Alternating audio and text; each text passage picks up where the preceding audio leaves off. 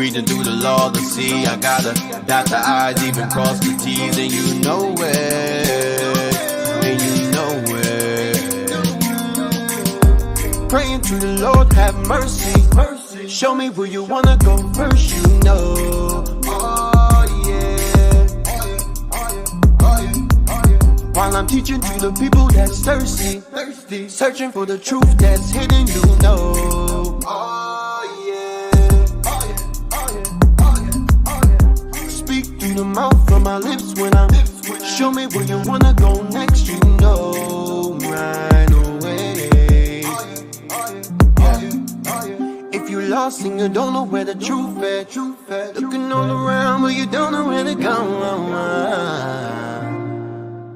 Well, we gon' show you the way. Okay, let me read the line. Line it up, standing back to back, taking 9 times. Doctrine killer, hater stepping back. Captain Joel from the book, yeah, the prophet's back. Officer Ahim, yeah, that's Pepper Black. Officer LaCroix, yeah, from way back. Minister of knowledge, officer, just remember that. We gon' search the whole world, oh yeah, oh yeah, yeah, yeah, oh, oh, oh, oh. Tell them you know, oh yeah, yeah, just tell them you know, oh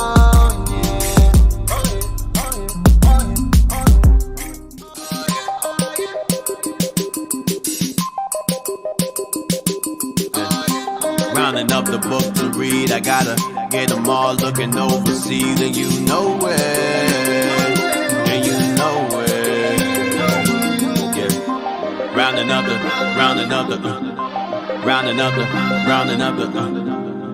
yeah. Rounding up the book to read, I gotta get them all looking overseas, and you know it, and you know it. Reading through the law to see, I gotta dot the I's, even cross the T's, and you know it, and you know it. Praying to the Lord, have mercy. Show me where you wanna go first, you know. Oh yeah. While I'm teaching to the people that's thirsty, searching for the truth that's hidden, you know. Oh yeah. The mouth from my lips when I'm.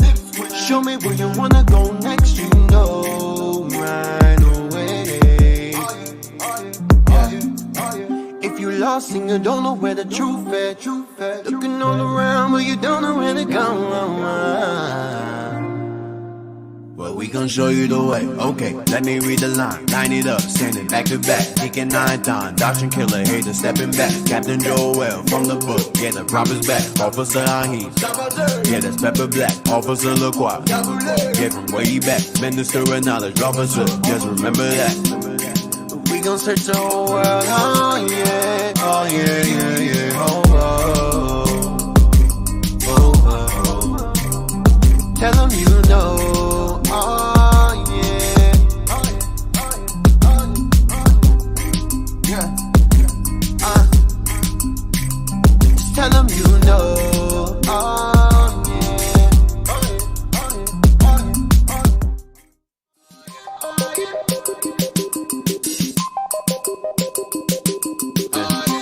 rounding up the book to read, I gotta get them all looking overseas, and you know it.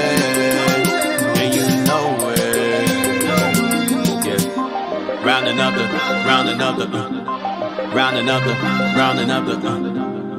yeah.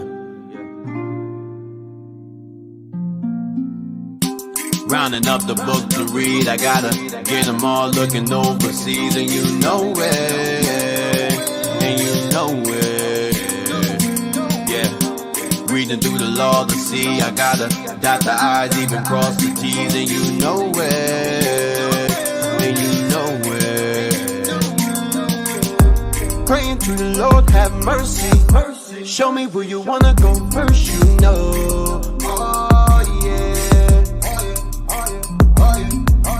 While I'm teaching to the people that's thirsty, searching for the truth that's hidden, you know. Oh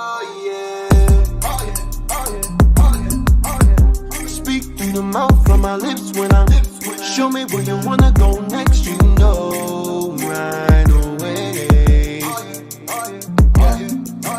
If you lost and you don't know where the truth is, looking all around but you don't know where to go.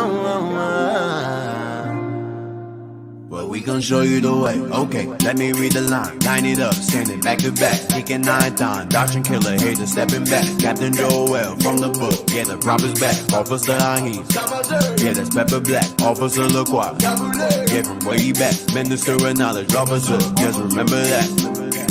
We gon' search the whole world, oh yeah, oh yeah, yeah, yeah, oh, oh, oh, oh, oh. Tell them you know. Oh yeah, yeah. Just tell them you know. Oh yeah.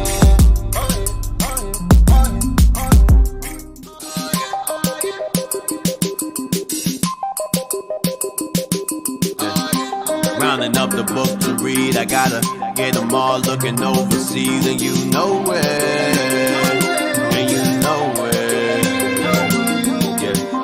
Rounding up the,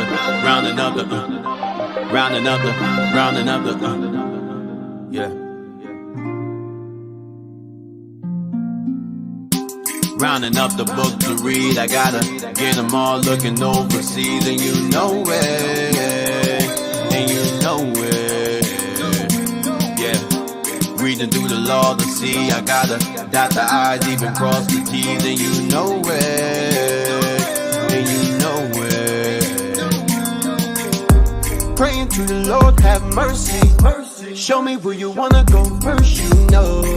Oh yeah. While I'm teaching to the people that's thirsty, searching for the truth that's hidden, you know. Oh yeah. Speak through the mouth from my lips when I'm. Show me where you wanna go next, you know right away. If you lost and you don't know where the truth is, looking all around but you don't know where to go. Well, we gon' show you the way. Okay, let me read the line. Line it up, standing back to back, kicking 9 times. Doctrine killer, hater stepping back. Captain Joel from the book, yeah, the prophet's back. Officer Ahis, yeah, that's Pepper Black. Officer LaCroix, yeah, from way back. Minister of knowledge, officer, just remember that. We gon' search the whole world, oh yeah, oh yeah, yeah, yeah, oh, oh, oh, oh. Tell them you know. Oh yeah, yeah. Just tell them you know. Oh yeah.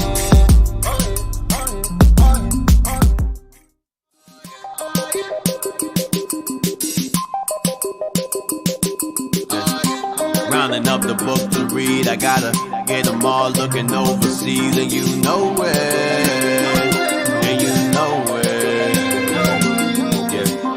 Rounding up the,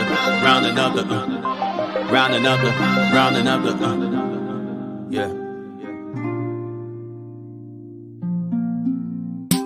Rounding up the book to read, I gotta get them all looking overseas, and you know it, yeah. Reading through the law to see, I gotta dot the I's, even cross the T's, and you know it. Praying to the Lord, have mercy. Show me where you wanna go first, you know. Oh yeah. While I'm teaching to the people that's thirsty, searching for the truth that's hidden, you know. Oh yeah. Speak through the mouth from my lips when I'm. Show me where you wanna go next, you know right away. If you lost and you don't know where the truth is, looking all around but you don't know where to go.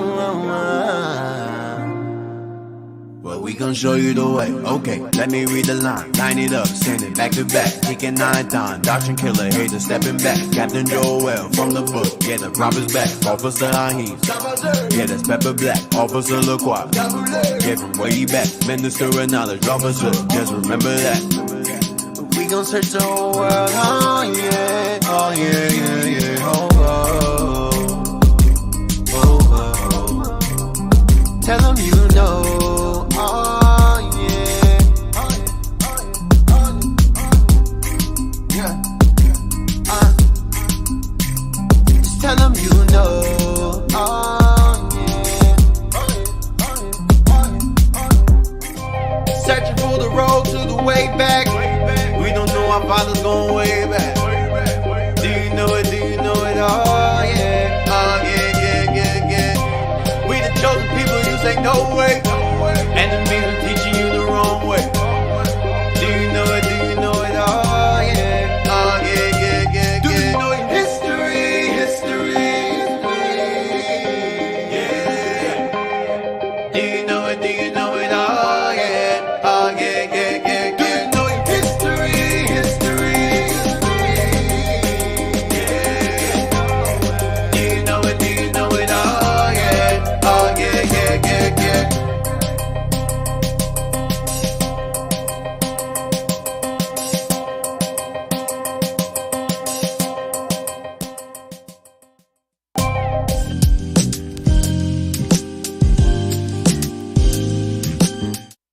Hey, shalom, shalom, shalom. Welcome back to Our History Radio. Oh!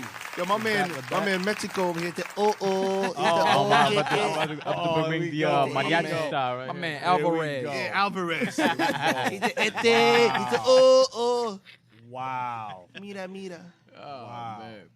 Wow. Started already. Shalom, shalom. Wow. Shalom, Israel. Most High God bless. It wasn't not people that be racist once again. These are people, so we can get away with it. All right. Oh, man. And we're back. This is chapter, 20 now? 21? Yes, sir. Chapter 20. Wow. Chapter 20. Chapter 20. All praise to the Lord. All praise to the Lord. Hope you brothers and sisters are paying attention to the part. Hope you're rewatching them again, taking notes, because I know I go through them pretty fast. But we're gonna just get to the cut to the chase. We left off with Queen Kahena, Daya, who was fighting against the Muslims during the time when the Caliph was gaining power and authority over the earth, I would say in the known world. And we're going to just continue on to prove that it says that she was a Berber Jew or a Berber and so forth. And I proved that you had Semitic Berbers and you had Hamitic Berbers. You had Ham and Shem residing in the land. She was a Semitic Berber. Those are our people, okay? The Hamitic Berbers are not. Those are Hamites. So now, let's get, we left off at page 122, when we fought against Rome and we got our behind beat, we got destroyed, we got smashed by General Turbo. Those of you who were paying attention regarding last week, we left off regarding last week with the Roman Empire putting a foot in our behind for trying to revolt against them. When the Lord said to flee, we chose to not listen to him, and we got put to death to the point of damn near no return. So we're going to go to the same book, War, is what I want, and we're going to get page 192. Just to further confirm that this sister here, El Kahina, was our people. All right? So let's get page 192. And we're going to start at the time of. Go down.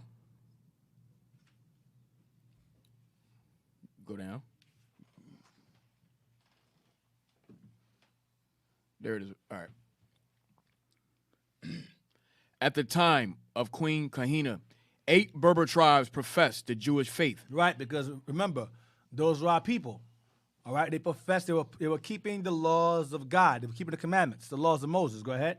And fought under the command of this remarkable Jewish queen. Of this remarkable what? Jewish queen. Jewish queen. Go ahead. The full name of this princess and prophetess of the Atlas Mountains was Kahina Dayan.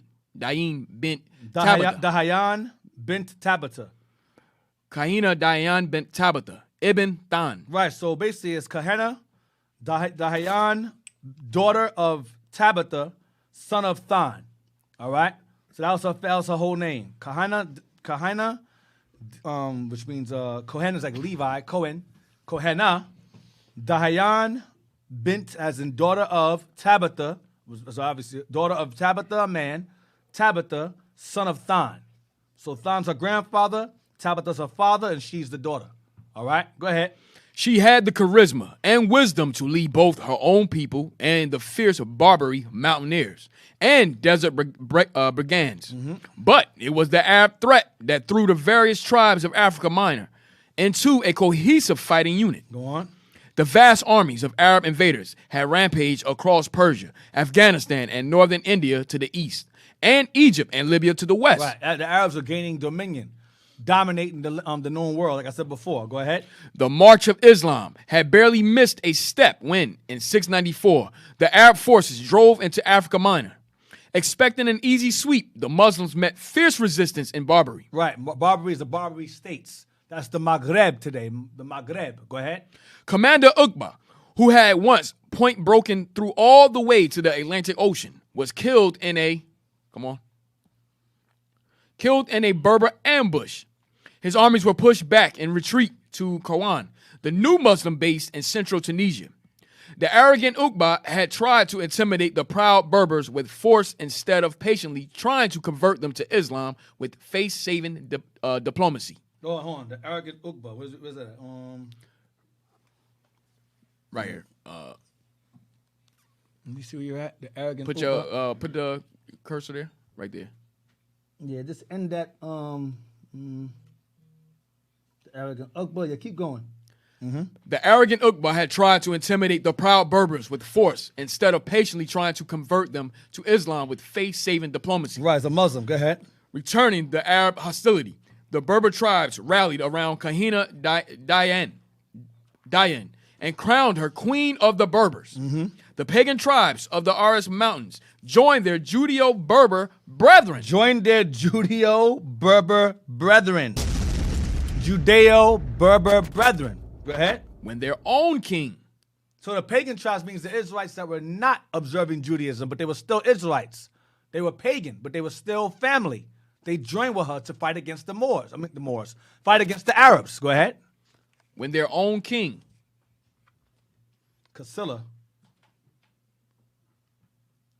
When their own king, Casilla, was killed by the Arabs. So they joined forces because the Arabs killed their king, Casilla. Go ahead. Who was our brother also, but they were pagan. Go ahead. Lions of Africa and Judah. Stop. Lions of Africa and Judah. Who Bring said that this? back. Bring that back. Yeah, read it again. Bring that back. Read it again. Casilla was killed by the Arabs. Lions of Africa and Judah. Wow, Lions of Africa and Judah. Go ahead. The queen would shout to her troops. Oh. The queen with what? The queen would shout to her troops. That's how you know it was Israelites.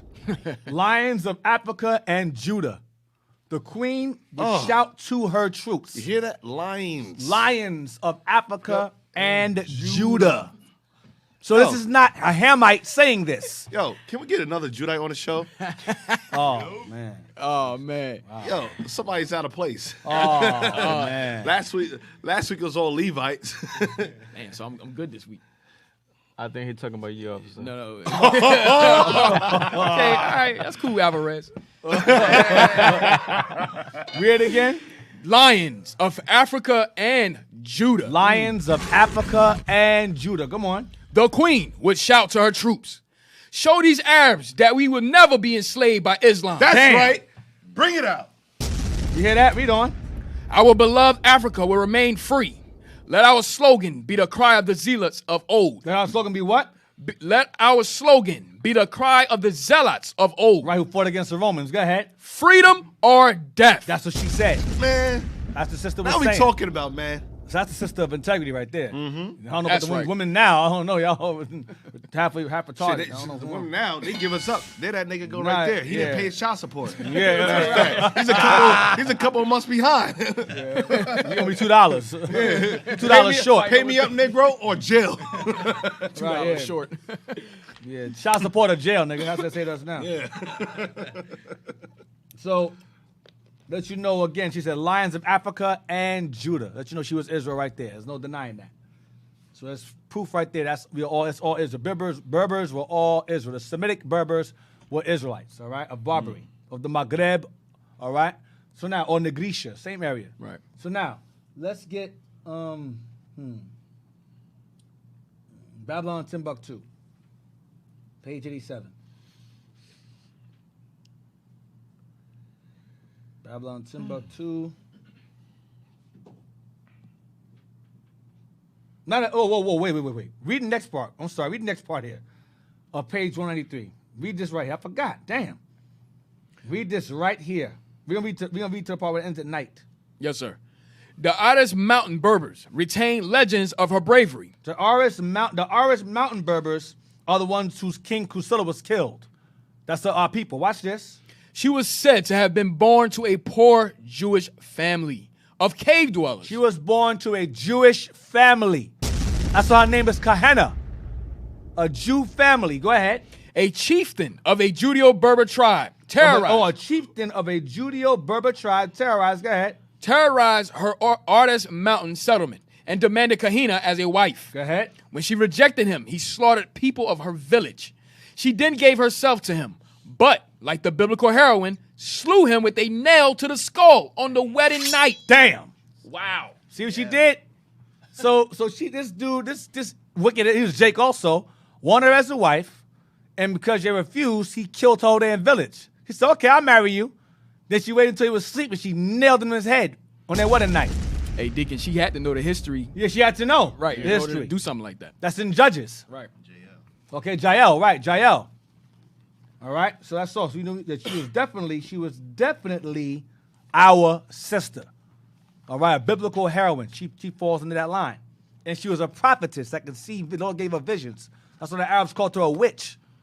Because she could see things. The Lord revealed things to her to fight against them. Temporarily, of course. It wasn't our time.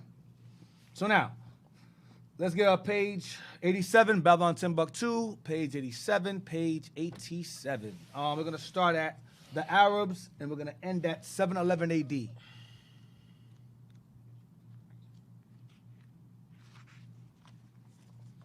This page 87. Yeah, this is the Arabs. Pushed their way, right? Shalom, Yeah. brothers and sisters. Let's get those likes up. We only have 123 likes. Let's try to get up to a 410. All right? And let's try to keep the stupid comments to a minimum. If you don't understand history, don't comment. Just be quiet and learn like everybody else does. No time for your foolishness. That's right. Read that, please. The Arabs pushed their way out of Arabia in the 7th century. In the year 640 AD, they attacked Egypt and continued across The Africa. Arabs, go ahead. Then a Jewish queen named Daya Kahina organized an army consisting of Jews and Berbers. Right, same people. Go ahead. In order to stop the penetration of the Muslims in North Africa. Come on. This queen vanquished the Arabs, and the people of Africa rejoiced in her victory. Years later, the Mohammedans fought the army of this Jewish queen once more, and she was defeated. She was defeated the second time because of the jealousies of different people in various tribes. People were jealous of her. They were jealous. Negroes exist all the time. Niggas have been around for ages. Go ahead. Having become disgusted, her son turned Muslim and participated in the Islamic conquest of Spain in the year 711 AD. See? So her son was so mad at his brothers, who were supposed to be believers of God, turned on his mother, he went to Islam. They offended him so bad, he became a Muslim. Read it again. Having what?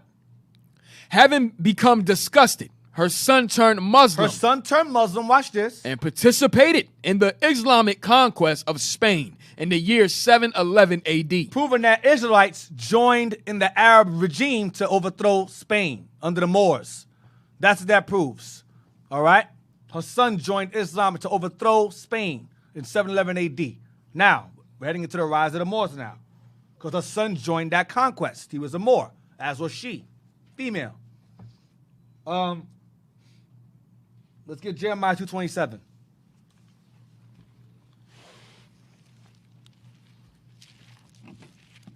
Son got so damn disgusted by his own people, he joined with the Arabs. Negroes will piss you off so bad, you'll lose your damn faith. Dude got so mad, he said, "The hell with them." He was so disgusted at his own people for being jealous of his mother and getting her killed. He said, "Man, the hell with you. I'm gonna go join Islam." There's more loyalty with them than there is with us. The book of Jeremiah, chapter 2, verse 27. Saying to a stock, "Thou art my father," and to a stone, "Thou hast brought me forth. For they have turned their back unto me, and not their face. But in time of their trouble they will say, Arise and save us." Right. When it comes to the Arabs, they're going to say, come to the Islamic God, they'll say, "Arise and save us." Remember, when Israel joined Islam, we eventually got overthrown. As the Moors, we got overthrown. And we got put in them slave ships. We were saying, "Allah, Allah, where are you?" He wasn't there. He was nowhere to be found when them slave ships came on. You watch movies like Roots. Kunta Kinte was saying Allah because our people were following Islam when they were overthrown by the Spaniards and the Portuguese. Later on, I'm gonna get into that later on. All right, get chapter 3, verse 2. Jeremiah chapter 3, verse 2. Lift up thy eyes unto the high places, and see where thou hast not lined Been lying with. And the ways hast thou sat for them, Sat to learn from them. Go ahead. as the Arabian in the You wilderness. sat and learned from the Arabians in the wilderness. The same Arabs that we were fighting against, we ended up doing what? Being subject to them and learning their religion. Go ahead. And thou hast polluted the land with thy whoredoms and with thy wickedness. With the idolatry of the Arabs. That's all I want. So now, if you jump to verse 9. Verse 9. And it came to pass through the lightness of her whoredom that she defiled the land and committed adultery with the stones and with the stocks. The stones, like cobblestones, and stocks, like trees. Worshipping them as gods. Idolatry. Based upon following the Islamic regime. Listen, I have no problem with Islam. I have a problem with how people follow it. Israel, the Arabs, they can have Islam. That's you. Y'all can have that. Until Christ returns, you can have all the Islam you want. When the Lord returns, that's over. But Islam does not belong to our people. Islam is not a religion of our people. It was the religion of our enemies. It was the religion of our slave masters, of our enslavers. If Ishmael want to be a Muslim, listen, have at it. No, much respect to your cobblestone. Much respect to you following your. Because remember, the Bible tells you the nation's gods are idols. Psalm 96 and 5. Let's get that. Yeah, you can listen. You can have your gods. I'm talking to my people who subscribe to that. That God don't belong to you. That God belongs to them, to the Arab. That belongs to Ishmael. Well, temporarily. When the Lord shows up, He's everybody's God. Right. That's it. No more Islam. No more Krishna. No more Vishnu.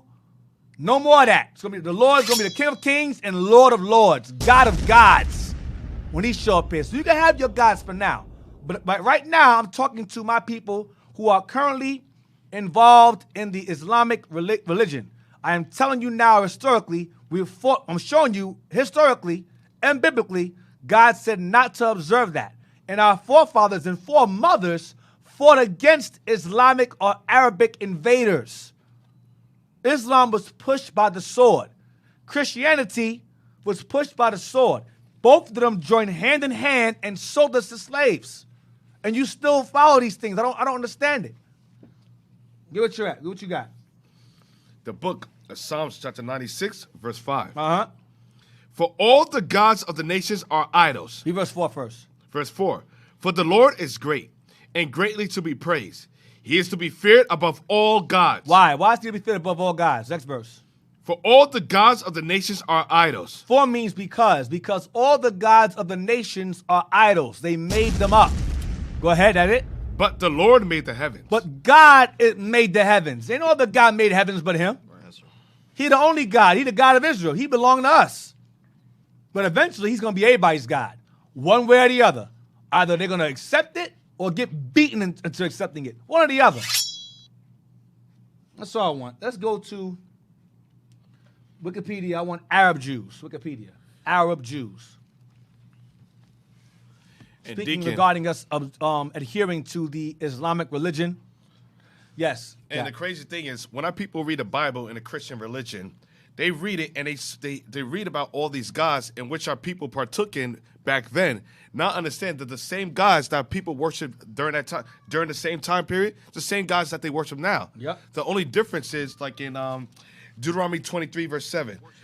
If we get that real quick, not 23 verse 7, 32.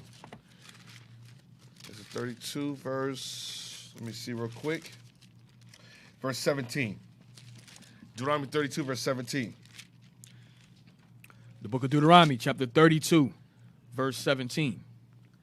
They sacrifice unto devils, not to God, to gods whom they knew not, to new gods that came newly up, whom your fathers feared not. So to new gods, so not knowing historically speaking, a lot of the gods that we worship back then, like Chemosh or Baal Peor, or the god of chewing, I think. Right. Yeah, Chun. You had Chun, Molech. Molech. Mars, Jupiter. It goes on and on. Ishtar, whatever god. Right. Not knowing that those were the gods' names back during that time period, but now it's been recycled and a new name was given to them. That's why today you have your Mother's Day, your Father's Day. Right. Esau just commercialized it into holidays. Right, like Halloween is Samhain. Samhain. That's the god of Halloween. Samhain. So Right. we're the same people worshiping the same gods back during that time period. Just a different name. So they changed It's the name. romanticized it. That's it. That's it. Christianized it, romanticized it, recycled it, and put it back and refurbished it. Repackaged it. Repackaged it. Yep. That's all it is. And how people argue, no, I worship God. Nah, bruh. You still worship the God of the other nations. No different. Yep. Right. So we're gonna start at Arab Jews, start from the top, and we're gonna end at Tunisia, I believe. Let me look at it. Let's just read on. I know when to stop. Go ahead, keep going. Let's just read on. Yes, sir. Arab Jews. Arab Jews. Blow me up. Blow it up. All right. Arab Jews are Jews living in or originating from the Arab world. The largest Jewish communities in the Arab world are in Morocco and Tunisia. The largest Jewish communities in the Arab world are in Morocco and Tunisia. Not now, but back then they were. Go ahead. Smaller Jewish populations of 100 people or less exist in Egypt, Algeria, Lebanon, Syria, Bahrain, Yemen, the United Arab Emirates, and Qatar. Right, go down. That's all. Go to Jews of Arabia before Islam. This is all about them bastards now. We're going to go before them, before the imposters got there. Jews of Arabia before Islam. Let's go there. Where we at? So the part we want to stop at is and there where it says the largest Jewish communities in the Arab world are in Morocco, Tunisia. That's are as in presently. Those are false Jews. But the original Jews are there first, before the Arabs and Portuguese and Spanish overthrew us there and sold us out of there. Now the Muslims took over where we left off. The Arabs. Read that. Go back up. The Jews of Arabia before Islam. Jews living in. No, it says Jews of Arabia before Islam. It should start with Jewish populations have existed in the Arabian Peninsula since before Islam. Oh, click on population then. Right, before Right there. Islam. Yeah, That's right it. there. Yes, read that. Jews of Arabia before Islam. Jews of Arabia before Islam. That's Kahena. That's Kasela. What's his name? The king they killed. Him.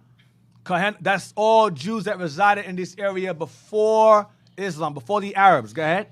Jewish populations have existed in the Arabian Peninsula since before Islam. Right, come on. In the north, where they were connected to the Jewish populations of the Levant and Iraq. Right, the Promised Land and Iraq. Go ahead.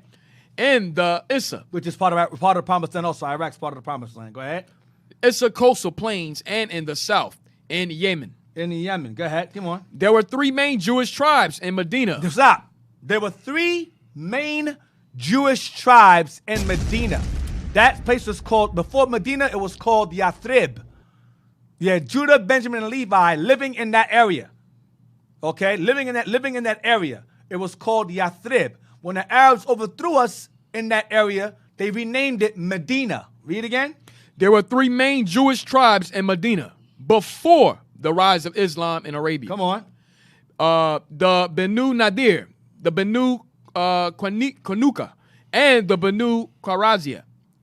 Banu Nadir was hostile to Muhammad's new religion. Banu is that means the son of. Banu means the son. It means the son of. Banu. Let me see. I think Banu means son of. Let me see. I believe Banu means the son of. I could be wrong. Seems close to it. Yeah, I'll go back to it. But go ahead. I'll look it up. Other Jewish tribes lived relatively peacefully under Muslim rule.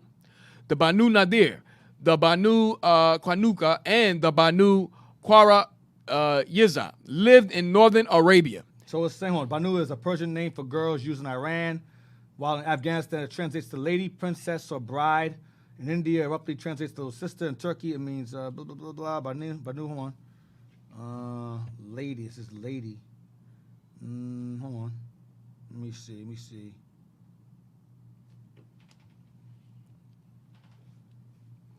Banu.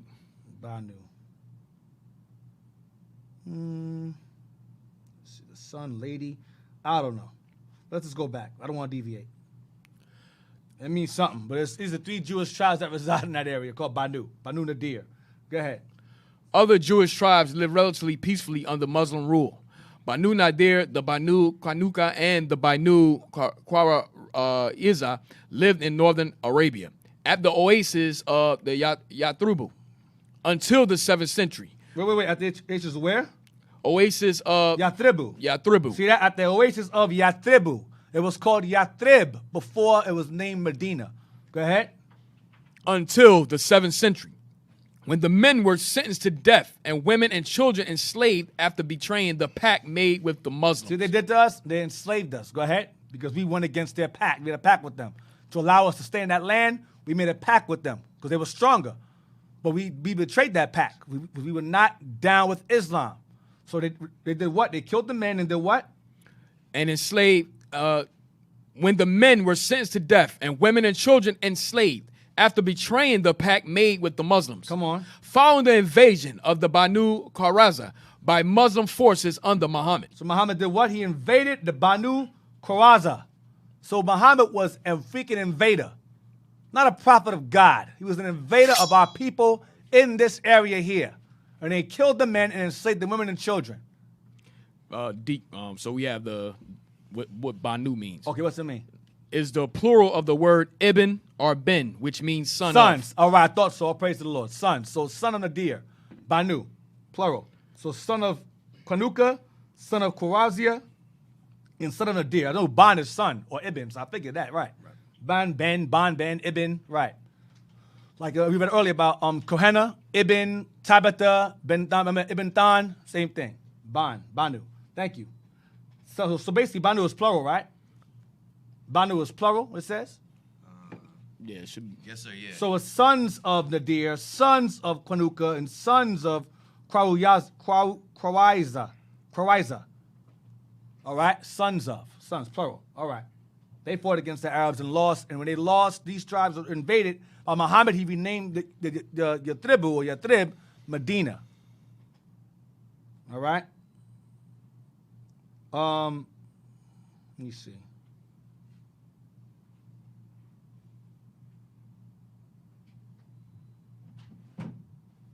The rest is madness. All right.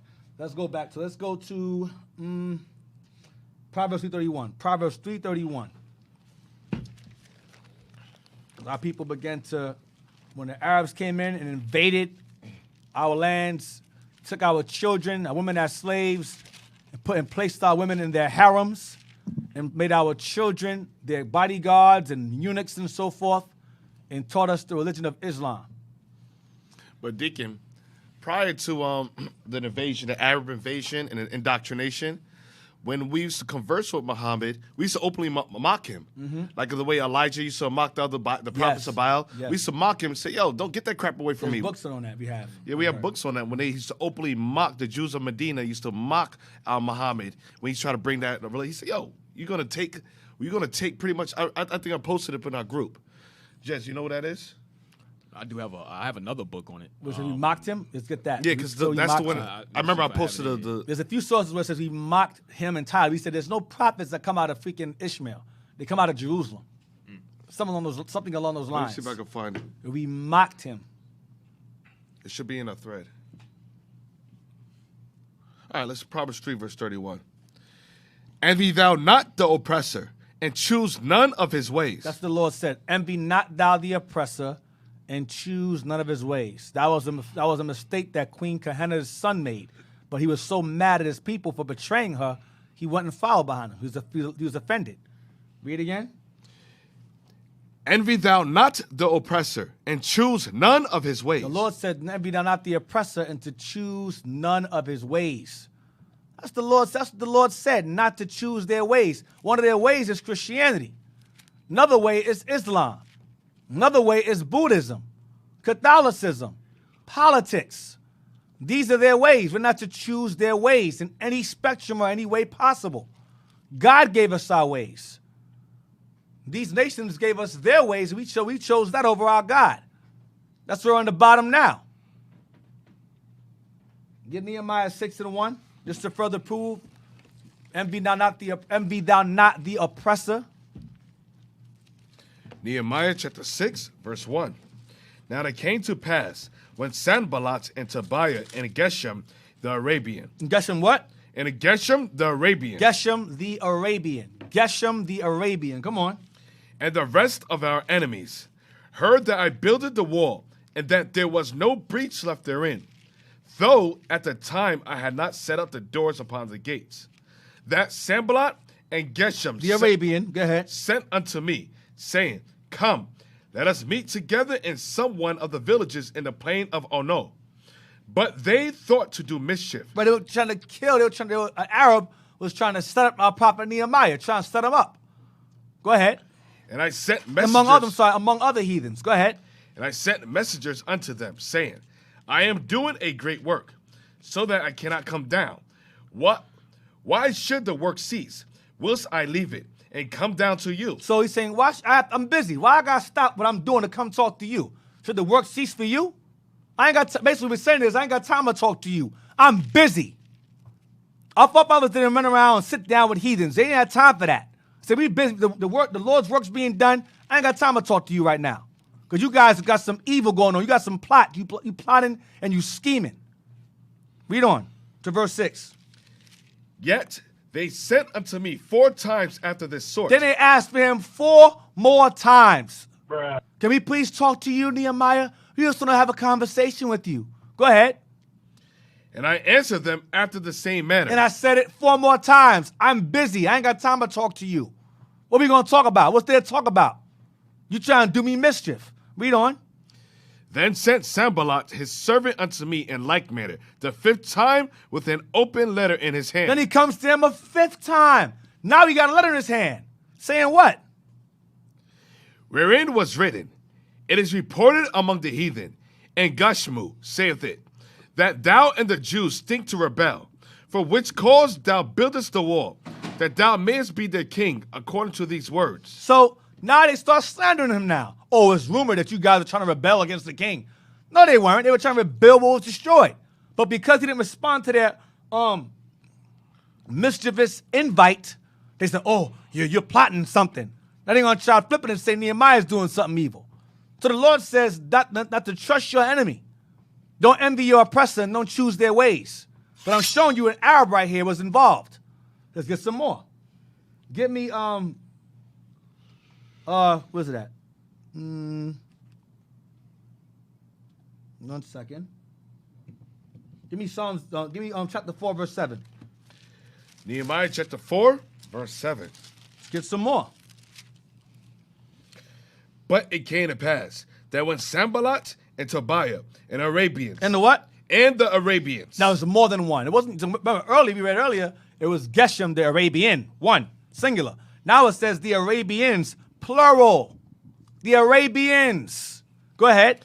And the Ammonites. And the Japanese, Ammonites. And the Ashdodites. Hamites. Heard that the walls of Jerusalem were made up, and that the breaches began to be stopped. Then they were very wroth. They were pissed off that Israel was rebuilding themselves, was rebuilding our home. We were still subject to the king, but the heathens didn't want to see that at all. I said, if these Negroes build the wall, they're going to build themselves up, and they're going to rule again. No, that's a problem for us. Next verse. and conspired all of them together. Who conspired? Sanballat, Tobiah, the Arabians, the Ammonites, the Ashdodites. They conspired all of them together. Go ahead. To come and fight against Jerusalem and to hinder And it. to stop Israel from being rebuilt. To stop our walls from being rebuilt. Now, let's get Psalms 83 now regarding them conspiring. Let's see who the main conspirators are. Psalms 83, read on one. Psalms 83, verse 1. The book of Psalms, chapter 83, verse 1. Keep not thou silence, O God. Hold not thy peace and be not still, O God. For lo, thy enemies make a tumult, and they that hate thee have lifted up their head. They have taken crafty counsel against thy people. They have taken, your enemies, God's enemies, have taken crafty counsel, who? Against thy people. Against your people. Go ahead. And consulted against thy hidden ones. And consulted or conspired against your hidden ones. Why hidden? Because these nations conspired to conceal God's chosen people's identity when they gained power or lifted up their head. That's what they did, because they're God's enemies. If you're God's enemies, you're obviously his children's enemies too. That's just common sense. Right. Read on. They have said, come and let us cut them off from being a nation. That goes back to verse 3 with them being hidden ones or lost sheep of the house of Israel, because they hid our identity. They said, come, let us cut them off, the chosen people of God, God's people, from what? From being a nation. From coming together. Let's give them Islam. Let's give them Christianity. Let's give them politics. Give them philosophies. Let's change their language. Let's change their names. Divide them by color, hair texture, physical features. Let's divide them up. Any means we can use to divide them as a people, let's do that. Whatever it takes to keep them cut off from being a nation and being gathered together, let us conspire to do so by any means necessary. Read on. That the name of Israel may be no more in remembrance. Whose remembrance? Our remembrance. That the name of Israel may be no more in their or our remembrance. That the name of Israel itself is no longer in remembrance of all nations who knew that we ruled one time. Let's remove any acknowledgement of their existence. Let's start by saying that the Exodus was fable. There's no evidence of the Exodus. It never happened. Ramses isn't real. The Red Sea didn't part. It never happened. That's magical. That's a fable. Anything tied to Israel's existence, remove it. Any burial ground of the prophets we find, destroy it, desecrate it, rob it, loot it. That's what they do. That's the disciple Thomas's grave in India. Yeah, destroy that. Oh, that's where Peter's buried at. Yeah, destroy that too. So they never existed. That's the agenda. They never existed. You know, if they did exist, they're white. They were always white. Bruh. That's what they do. Read on. We're gonna read down to verse 11. Verse 6. Read on. For they have consulted together with one consent. They are confederate against thee. They are confederate. Who's the thee? The thee is God. Right. They are confederate against you. If they're confederate against you, they're confederate against your people also, your children also. Read on. The tabernacles of Edom. So the number one ringleader in this conspiring to cut us off and keep us hidden or hidden ones is Edomites, the red nation, who the world ignorantly calls white people. They're not white people. They're red people. We got that book, by the way, about the white people's origin, where it came from. Oh, shit. That's that book, right? Before the Mayflower. Right, where it says white people, right. Where it came from. I'm going to show you, if we have it, I'm going to show you where the term white people came from. Where white people came from, that term. And Deacon, and that term white, and in reference to the scriptures, it represents purity. Right, and holiness. Holiness. Right. And that's why when you call them white people, it's like psychologically us referring to them as clean, holy, pure. And that's why in the scriptures, when you see, I think they use Lamentations 4 and verse 7. Mm-hmm. Which is that the Nazarites were white. Whiter than snow. Whiter than snow. Right. It's talking about purity. They're not pure. They're dirty. Right, and there's a prime example of that also is the mind games they play, like devil food cake is chocolate, angel cake is white. And a brother posted this on Facebook, it's heavy. he said a killer whale is black, but a white shark is great. Yep. The great white shark is Rather great. than call it an orca, they say it's a killer whale. It's a killer whale. The whale's black orca is a black killer whale. Well, it's opposite. But the white shark, a killer shark, is great and white. You understand? So these are the different things they use. the great white shark. That's Great crazy. white shark, It's black not even killer white. whale. Right. It ain't even white. It's gray. gray. But they say it's great and white. But the black whale is a killer whale. Devil food cake, angel food cake, or blacklisted, or blackmail, blackballed. You understand? They put these things and they do these things on purpose. Like last week, the keys to the piano. The prominent ones were black. Right. The minor ones were white. Now Yo, the prominent ones are heavy white, level. Crazy. and the minor keys are black. That's a Esau, heavy level Esau. psychological That's a game. heavy. These are think tanks. They sat down and thought this through. It was not coincidence. Even at a wedding, you wear white. At a funeral, you wear black. You understand? Now the Bible does use black in a negative connotation, yes, but not the way they use it. Esau does it to support his whiteness, his superiority. Whiteness is good. Whiteness is innocence and purity and holiness, which it is, but they don't fit them. Nope. If you examine their history, that don't fit them. They don't fit the description of being white biblically, being white. That would involve them being pure, holy, innocent. Let's examine Black Wall Street. Was there purity in that? Was there purity in Rosewood? Was there purity in Black Bottom, Detroit? Was there purity in Atlanta? Cities there? Was there purity when the Romans overthrew Jerusalem? Was there purity in that? Was there purity in the Americas when they conquered the Mayans, Incas, and Aztecs? And North American Indians and Cheroktees? Was that pure and holy? Was that white? No, it was not. So they're not white at all. Hey, Deke, the perfect representation of the color is red. Why? They're uncooked. Their food is uncooked. And for all the blood that they spilled Right, against our and people. red represents sin. Yep. Red represents evil. Red. And Red all- is crimson. It says their sins are as red as crimson. That's in Isaiah 118. Yep. Their sins are as crimson. The great red dragon. Yep. Right. Woman Sin. dressed in scarlet. Red. Everything evil in the Bible, the red. color is red. Yep. Bloodshedders. And that's red. why he was white. So they say, don't call us keep us hidden that. for the truth We're of gonna what call the you really- Indians. We'll call you redskin. We're redskin. We're gonna call you redskins, and we're white. No. You're redskins. They're black. Or mahogany, brownish red. But you're red. Red represents evil all throughout the Bible. All throughout. Most of the time. I say most of the time. Primarily, most of it. It represents sin. Whenever the Bible talks about sin, it brings reference to the color red. Primarily, I'll say.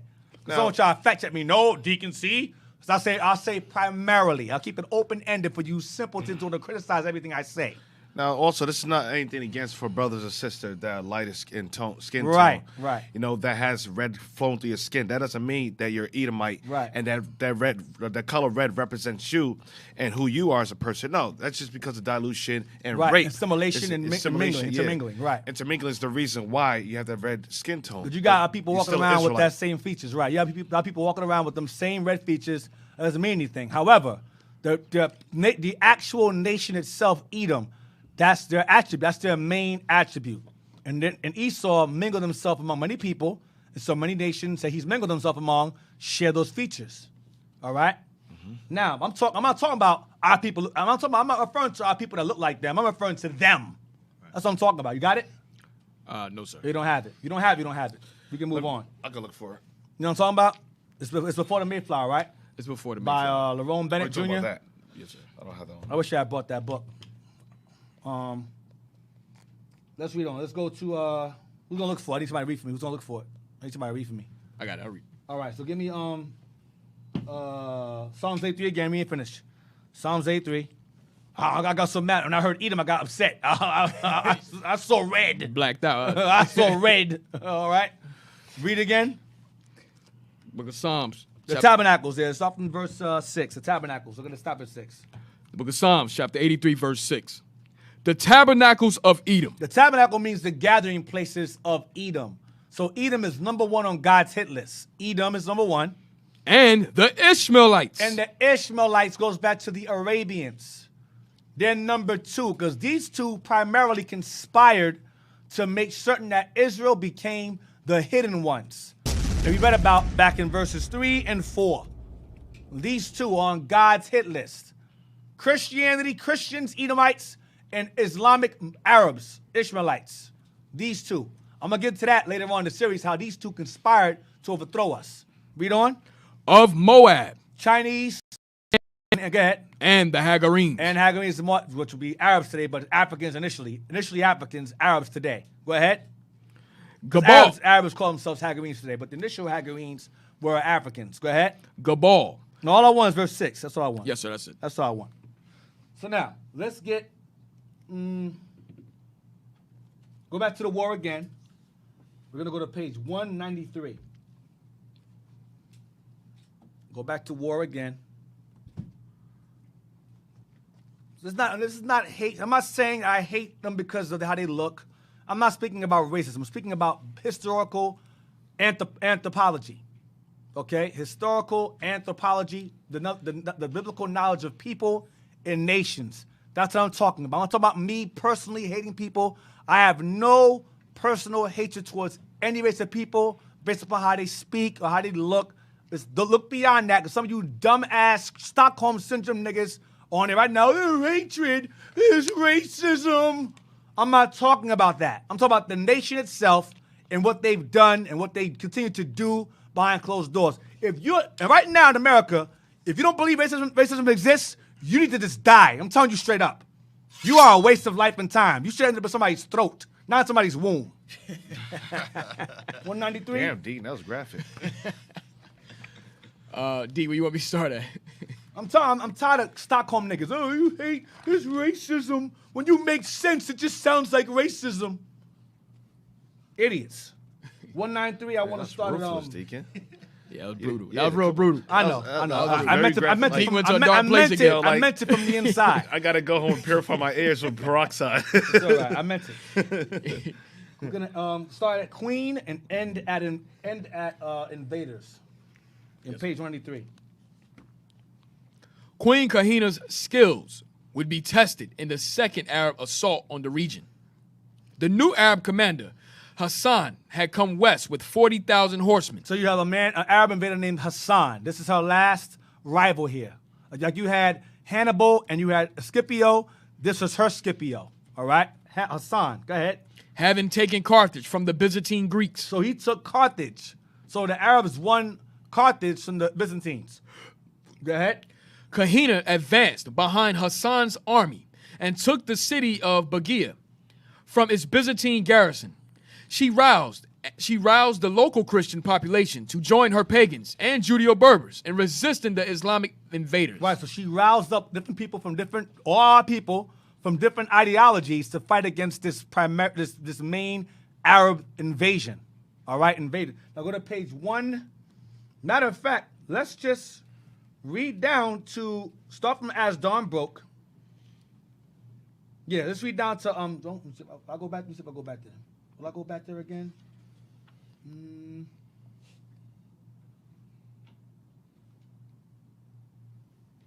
I don't want to jump ahead, let me see. Nope, let's read down to, well, I got it here, good, all praises. Yeah, read down, keep reading, hold on. No, I don't have it. Read down, As Dawn Broke, read that, As Dawn Broke. As dawn broke, the Berber cavalry attacked, spurred on by their fiery queen. The townspeople of Bagia, Greeks, Copts, and Phoenicians, united and inspired by Queen Kahina, simultaneously marched out on foot at the Arabs' rear. So you had Bagia, you had Greeks, Israelites who spoke Greek, Copts, Israelites from Egypt, and Phoenicians, Israelites also from Phoenicia that came over there. Go ahead, united and inspired by Queen Kahina. Go ahead. The Berbers charged with their rugged mountain ponies, while the Muslims countered with their swifter but more. Now, I'm sorry, could these Greeks be Edomites? Possibly so. I won't deny that. But you had Israelites in here also that fell into that category. Read on. Muslims countered with their swifter but more nervous Arabian stallions. 1,000 Berber lances clashed with slashing Arab scimitars as the impassioned Judeo-Berbers threw themselves at the fanatic Muslim Ishmaelites. Fanatic what? The fanatic Muslim Ishmaelites. Fanatic what? Muslim Ishmaelites. See? Fanatic Muslim, fanatic. Oh, you must believe religion. Follow Islam. Follow Islam. They were fanatics. You're going to follow Islam or they'll kill you and enslave you. Muhammad and them were fanatics. So much that they'll build themselves up for that religion. That's how fanatical they are. Even then and now. Fanatic Muslim Ishmaelites. We've been reading Arab all day. Now you get their biblical name. Ishmaelites. The scholars know who's who. The wild man. Now, let's get page 94. Start from the top. We're going to end at deliverer. And Deacon, it makes sense when we read Psalms 83 that they're second on the Most High hit list. They pretty much did the same thing that Esau did. Yes, they did. And even today, when you look at it, I know a lot of our people may wonder. You see the Arabs in Libya, Algeria, all in North Africa. This is how they got there. Yeah. They raped, murdered, pillaged, enslaved us. They did the same thing that Esau And did. No still difference. doing it now. Still doing it. And still have us as slaves right now in them same areas. We're reading about Tunisia, Algeria, Libya. They have us as slaves in those areas right now.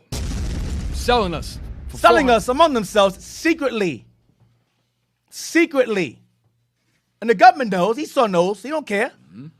But you have some Edomites that care, because they're against that. They're liberal and so forth.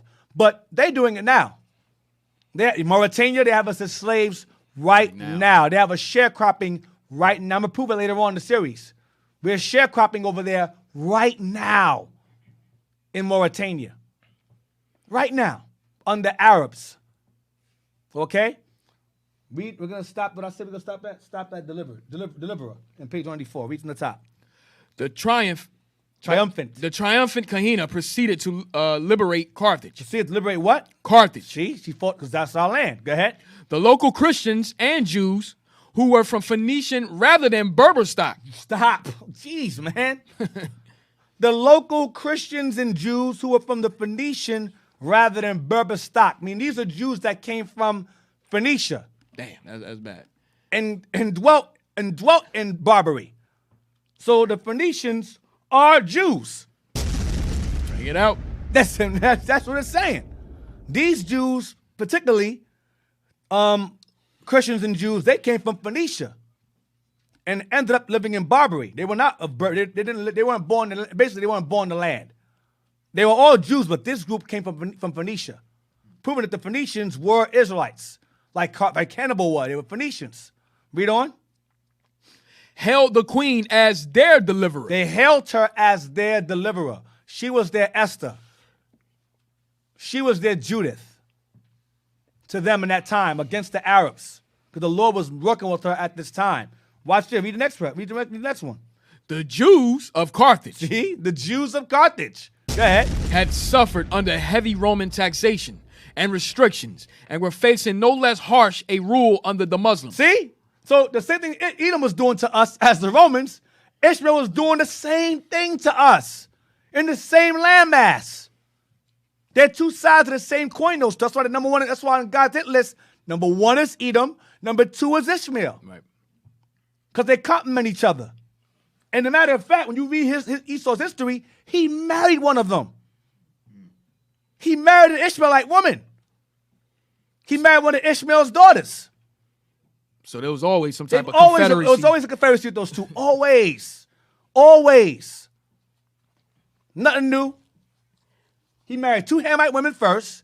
His parents are pissed about that. He said he didn't want to marry Ishmael's daughter, I think. Daughter? Something like that. Ishmael, daughter. Right. Always. Those two always together.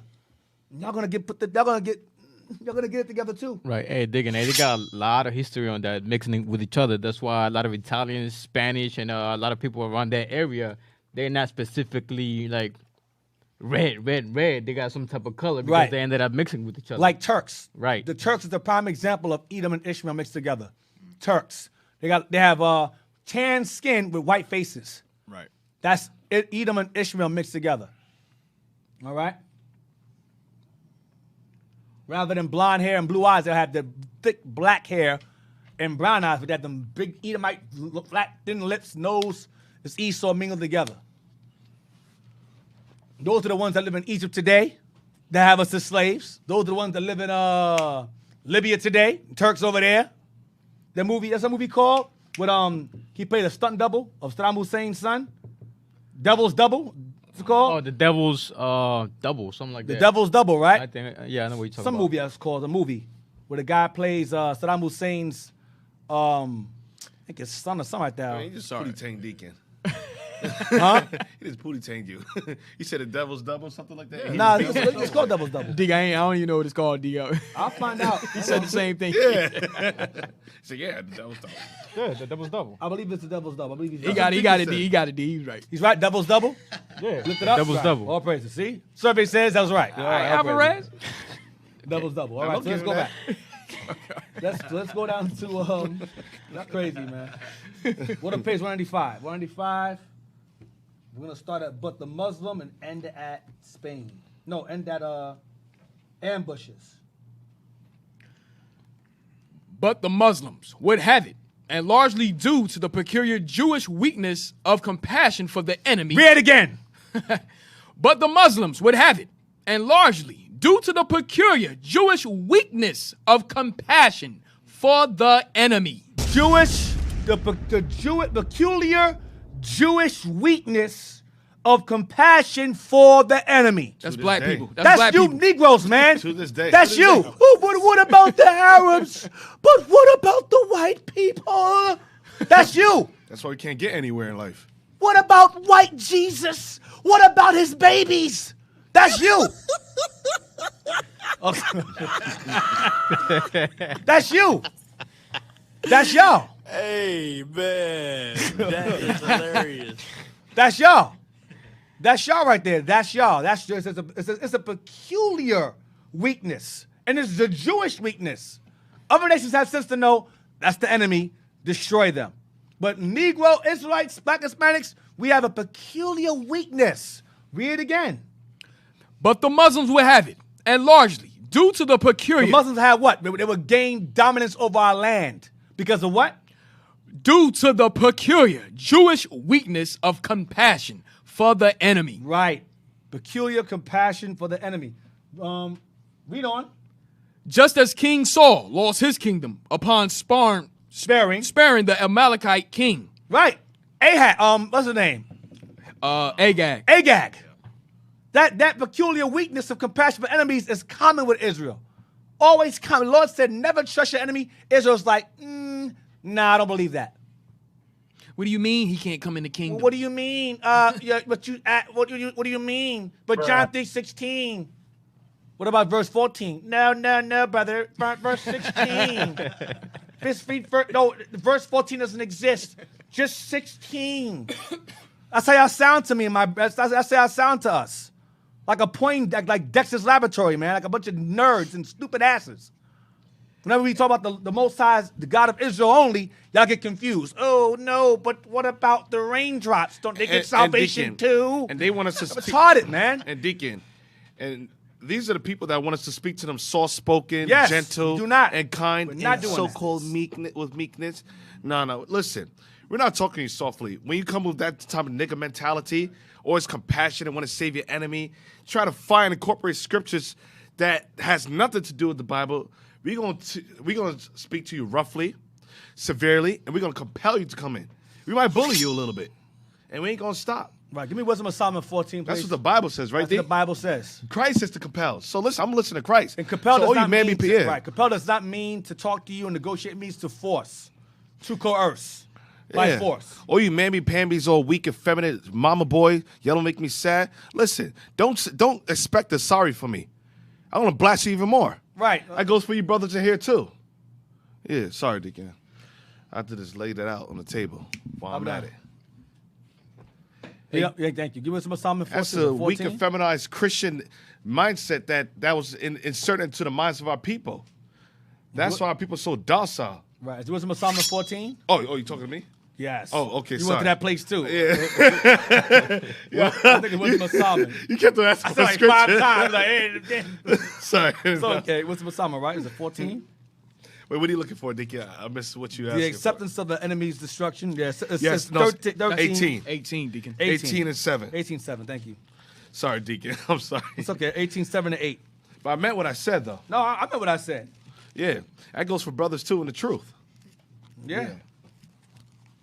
One brother said to me one time, he said, I understand you get the most cleanest breakdown, but I don't believe it. Oh, you're going to die then. Bruh. You're going to die here. A lot of you are going to lie to you. I'm telling you straight, I said it before, I say it again. A large majority of our people, especially our sisters, on this side of the world, and this is my opinion, but a large majority of our sisters, especially in North America, y'all going to die here. Because y'all are too gone. Y'all are too gone. Y'all be the main ones that come against us. When it comes to nation salvation, y'all are the cheerleaders of Stockholm Syndrome. The Stockholm cheering squad. That's y'all. The Stockholm cheering squad. That's you. That's y'all. Read that. The book of Wisdom of Solomon, chapter 18, verse 7. So of thy people was accepted both the salvation of the righteous and destruction of the enemy. So of our people was accepted both. You have to accept both. You can't accept one, not the other. It says of our people, when we were delivered from Egypt, it says was accepted both the what? Both accepted so of thy people was accepted both the salvation of the righteous. That's their own people. Go ahead. And destruction of the enemies. And the destruction of their enemies. You have to accept both. I like that. Lightning ball. I like that. That's good. You have to accept both. He's all right. You're doing better. You're doing all right. You got to accept both. Next verse. For wherewith thou didst punish our adversaries, by the same thou didst glorify us, whom thou hast called. So in order for us to get deliverance, the nations have to be destroyed. They got to be thrown down, overthrown. For us to get deliverance, he must overthrow them first. If you can't accept them being overthrown and destroyed, then your deliverance is in vain. That means what would you do? You'll rebuild how they enslaved you. You'll start it again. You'll put us back in slavery again. That's what that means. Those who choose to not accept the destruction of the enemies will rebuild what the enemies lost. Right. That's you'll have us in slavery all over again. That's what I'm saying. You must accept both. If you accept one, not the other, you're a part of the problem, not the solution. You got to go. You got to go. You're going to get Harry Tubman. Yeah, right. You're going to get Harriet Tubman. Shocked under the chest. You're that person that's going to be hanging on for Pinky, and we're going to let that Pinky go. Yeah. Help me. Nah, nigga. I'm going to let you go. Read it again. But the Muslims again. Read again. But the Muslims would have it, and largely due to the peculiar Jewish weakness of compassion for the enemy. Jeez, come on. This is a heathen author. Even they recognize we have a peculiar Jewish weakness of compassion. Compassion can be a weakness. That's what the heathen is saying here. And it's peculiar because you only find it primarily among our people. Everybody else knows, that's the enemy, destroy them. Ishmael knows that. Moab knows that. Ammon knows it. Elam knows it, but Negroes, but not all of them are bad. Ishmael goes, listen, put a bomb in your chest, go into that mall and kill everybody. Allahu Akbar. They don't give a damn who's in there. The goal is the target. Whoever gets killed is collateral damage. But black people, but what about, there's some good snakes in the pile. There's vipers though. But not all of them have teeth. Y'all retarded. Y'all retarded. That's why God said I'm gonna put my anger in them. Right. Because our anger is not enough. It's too much compassion. We've been watered down with too much compassion. And not only that, that compassion was enhanced by indoctrination. Right. That's what the nation, the world, what is it? The World Council of the Churches. And the National Council of the Church. That's why they enhanced it and they played on our weaknesses, which is our compassion. Right. And they find scriptures purposely, which they know has no relevancy with the Bible, John 3:16, Galatians 3:28. They know, listen, the World Council of the Churches, they read the Bible. They're their own scholars. You cannot be a scholar and not go through the World Council of Churches. You cannot. Even the scholars know. Psalms 83. That's what that is. They cannot go there, but they play on our weakness, our compassion, and they enhance it by so-called Christian scriptures, John 3:16, Galatians 3:28. Obey your masters, they pull that. Right. So they exploited that forgiving spirit that we have. Right. Yeah. That's what they did. They conspired. I forgive you. And they took the compassion spirit we have for each other and said, no, don't have it for each other, have it for us. To hell with your own kind. Now That's it's an why excuse. black folks have no problem killing and slandering their own brothers in the truth and in the world, but love their enemy at the same time.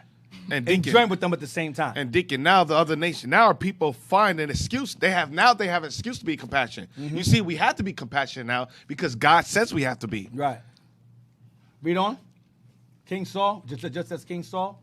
Just as King Saul lost his kingdom upon sparing the Amalekite king, Queen Kahina lost hers when she spared the brave and handsome Khalid ibn Yasid el-Kasi. Right. So it says here, the same way King Saul lost his kingdom, Queen Kahina lost hers when she spared the brave and handsome Khalid ibn Yasid el-Kasi. Watch this.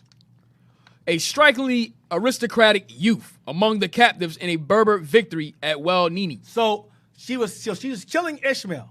She finds an Ishmaelite child and goes, oh, man, I don't want to kill him. So she spares him. This young, handsome little Arab boy. She spares his life. Go ahead. Outwardly, Khalid seemed to be a loyal adopted... We're going to stop at the Muslim ambushes. Keep going. Stop at ambushes. Go ahead. A strikingly aristocratic youth among the captives in a Berber victory at Wel Nini. Watch this. Outwardly, Khalid seemed to be a loyal adopted member of Kahina's own family. So she adopted this Arab little boy as her own with her other son she had. I think she had 3 other sons. Or 2 other sons. And she adopted this little Arab boy along with them. Watch this. Out of her compassion. Watch this. But this associate of Hassan secretly remained a devout Muslim. Ah, come on. Privy to all the movements of the Berber armies, Khalid often got word to Hassan of planned surprise attacks and ambushes. See what the little boy did? He was feeding Hassan information on where her movements are going to be. So you cannot have this compassion for your enemies all the time. She should have killed this boy. She did not do it, and that cost her her life. And even as him being a young boy, he still stayed loyal To his own people and his own religion. Right. He didn't have that peculiar compassion weakness like she did. It's not in the other heathens. It's not in them. It's not in them like that. Unless the Lord puts it there. We have that by nature. That's how we are by nature. That's why it says a peculiar Jewish weakness that's found in us. And the nations take that and exploit it. We just jump down to page 196.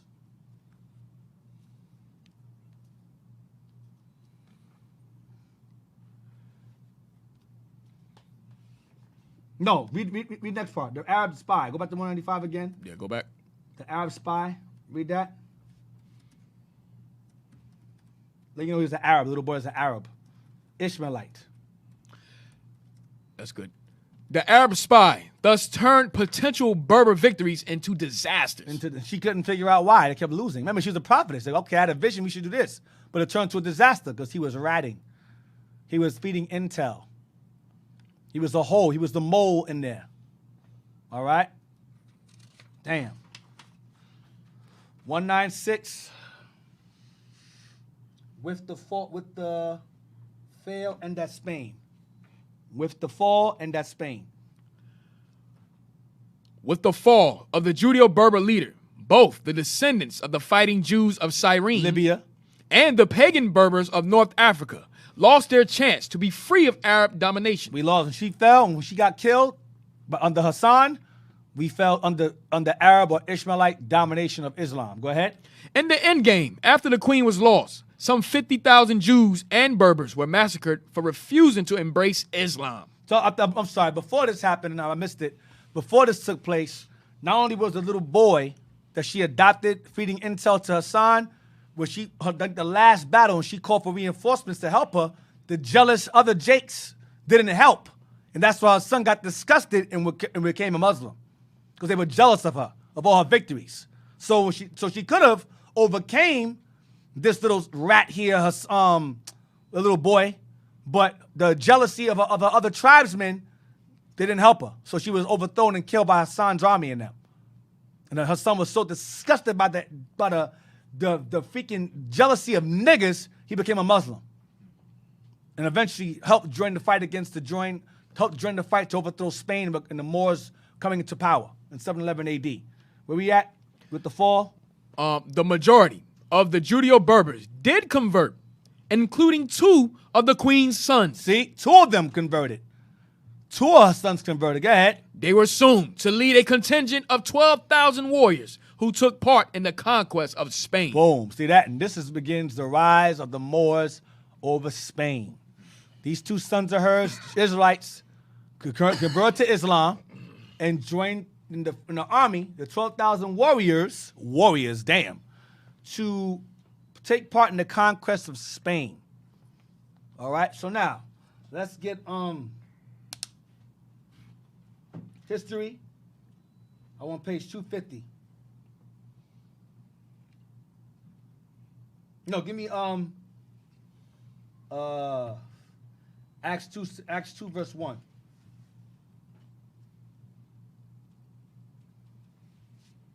Should have read that first. That's all right. Acts 2 verse 1. This is supposed to come out. This is supposed to come out to Psalms 83. That's all right. Acts 2 verse 1 to 11. What are you looking at? I was waiting for you. Hey, you on probation, man. Oh damn. You know, You're looking at me with the Bible, but like you gonna do something. Attack is capital on a radio show. Acts 2, come on. Acts 2 verse 1. Yeah. And when the day of Pentecost was fully come, they were all with one accord in one place. And suddenly there came a sound from heaven as of a rushing mighty wind, and it filled all the house where they were sitting. Come on. And there appeared unto them cloven tongues like as of fire, and it sat upon each of them. And they were all filled with the Holy Ghost. Come on. And began to speak with other tongues, Go ahead. as the Spirit gave them utterance. They spoke different languages. Come on. And they were dwelling at Jerusalem Jews. Where, who? And they were dwelling at Jerusalem Jews, Jews. Come on. devout men, out of every nation under So heaven. the Jews are found among every nation under heaven. We've read this numerous times in numerous sources. And we were a prolific race. So wherever we stayed, we were a majority. Go ahead. Now, when this was noised abroad, the multitude came together and were confounded, because that every man heard them speak in his own They heard language. the Jews in this area heard the disciples speak to them in multiple languages. Go ahead. And they were all amazed and marveled, saying one to another, Behold, are not all these which speak Galileans? Galileans. And how hear we every man in our own tongue, wherein we were born? Parthians and Medes and Elamites and dwellers in Mesopotamia and Judea and in Cappadocia and Pontus and in Asia, Phrygia and Pamphylia and Egypt and in parts of Libya about Cyrene, and strangers of Rome, Jews and proselytes, Cretes and Arabians. Greeks and Arabia, Israelites that dwelt in Arabia. Remember, Arabia's, we read earlier, Arab Jews that resided in this area before the Muslims. Go ahead. Cretes and Arabians, we do hear them speak in our tongues the wonderful works of God. Right, Cretes and Arabians. We read earlier, it's a Libya about Cyrene. Libya about Cyrene. That's Libya. Cyrenaica. And Cyrenaica, whatever. Strangers of Rome, Israel, Jews and proselytes. Those are Israelites who converted back to the faith. Cretes and Arabians, we do hear them speak in our tongues, the wonderful works of God. That's all I want. So this is where Israel was. All right? So now, just hateful racism. God. Oh, here we go. Must be an Edomite. Or a coon. One or the other. Let's see. Give me history now. History. Whenever you bring the history, whenever you bring out truth about the enemy, the heathens, they get real mad and start using trigger words like hate and racism. That doesn't work anymore. That may have worked back in the 80s and 90s, but those of us who know who we are according to the Bible, those tactics don't work. So you might as well just be quiet, take it all in, shut the hell up, and learn like everybody else. Those trigger words don't help. The hate, racism, that doesn't work here. And let me help you understand. To be racist requires you to have power. I can't be racist. It is impossible for a nation of people who are currently inferior to be racist. You understand? Right. Okay, dumbass? Thank you. Hey, Go ahead, can I just continue. pull one scripture? Yeah. I just want to bust one shot off. Yeah, sure. Have at it. Yeah, it's Proverbs 24, verse 7, please. Yeah, read that. I cannot redline white people. I can't have black-only schools. I can't tell white folks where they can move or can't move. I can't pass laws that make black folks take vaccines like y'all do. We can't do that. Okay, we don't have y'all, we don't put in abortion clinics in white neighborhoods so women can kill your babies like y'all do with us. Or have you have poison your water like y'all do. We can't do that to you. You do that to us. They don't have affirmative action for white folks. They have affirmative action for black folks because they have to force you to hire us. They can't force us to hire you. You're going to get hired regardless. So racism doesn't fall in line with their emotions. What you got? This goes back to passion for the enemy. Right, go right back to that again. If you're black, you're just a waste of time. You can just get, when this show ends, get like a jump rope and just throw yourself out the window or something. Yo, I had a dream, like Martin Luther King have a dream. I have a dream that one day, coons are fools, buffoons, right? Buffoons, buffoons, and morons will no longer have a word to say. Mm-hmm. That's right. Ever. And that Edomites, Moabites, Ishmaelites, Ammonites will all dance in a fiery furnace of flames. Bring it out. Singing, "We shall overcome." No, you're not, nigga. and having nine and forever and no benefits. And no more overcoming that day. Right. Read that. Where you at? Proverbs. Book of Proverbs, chapter 24, verse 7.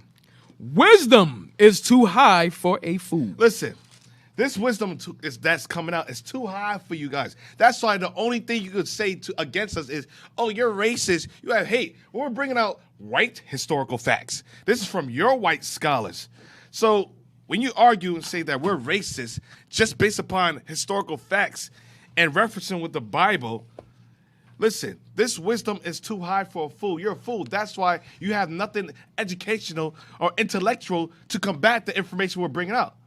If we're wrong, bring out your facts. That's it. Because Right. you have no facts, because you don't even read. Well, I like that. He said we write our own little book. It is our own little Bible. Yeah, we wrote it. We wrote it. And guess what? Your laws of the land are based upon that Bible. Yep. Your president is sworn in on that little Bible. Your president. Your amendments come from that little Bible too. Your Black constitutional rights come from that Bible too. Black that people. That little Bible that black folks wrote. Black Yes. people. Yes. That's right. The more you talk, the more I'm going to hang you. Just stop talking.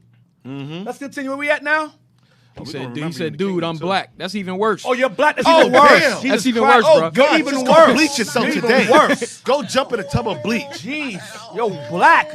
No, you're not black. You're a strawberry. You're red outside and black inside. Yeah. You're a chocolate strawberry. Yeah, go throw yourself in a pool of damn bleach or something. You damn Uncle Ruckus. Swim in some bleach. Swim in some bleach. You damn Uncle Tom Ruckus. Wash the black off. Join the coon train. You don't deserve it. Coon train. Your coon train's coming. Give me history now. Damn traitors of our race. The conquest of North Africa. Origin of North African jewelry. Stories more or less credible. I'm sorry. I want you to the origin of North African. And we're gonna end that Maccabean War. Let me get there with you. We're gonna end that Maccabean War.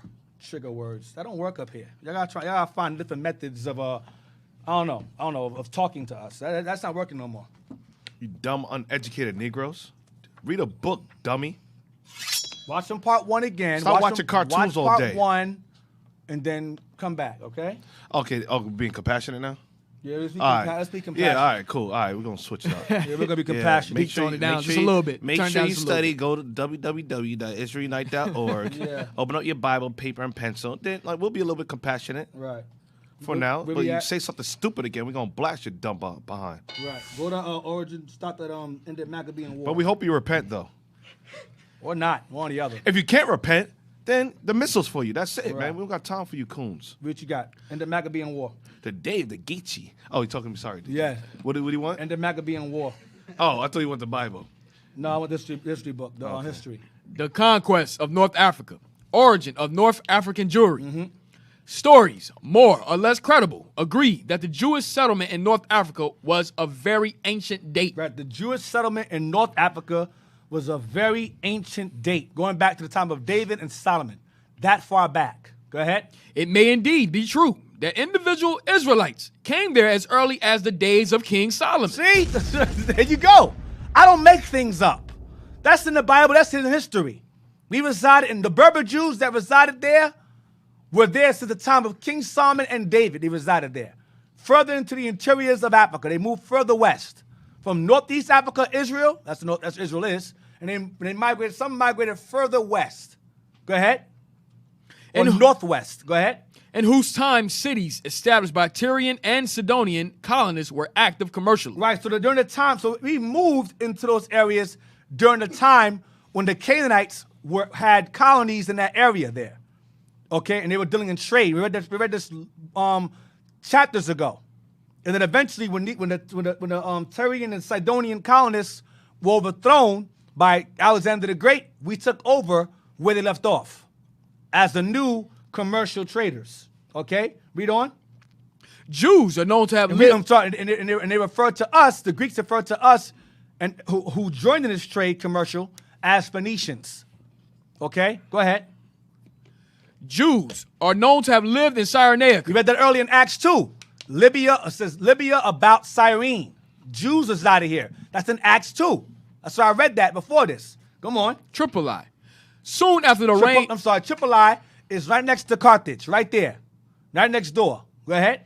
Soon after the reign of Ptolemy I in the 3rd century BCE, their numbers were augmented by fugitives from Antiochus Epiphanes of Syria before he was defeated by the Maccabean armies. Come on. One of these refugees was... So when the Greeks came into power, we grew larger and larger in Africa, in this area here, during the time of the Greeks. Come on.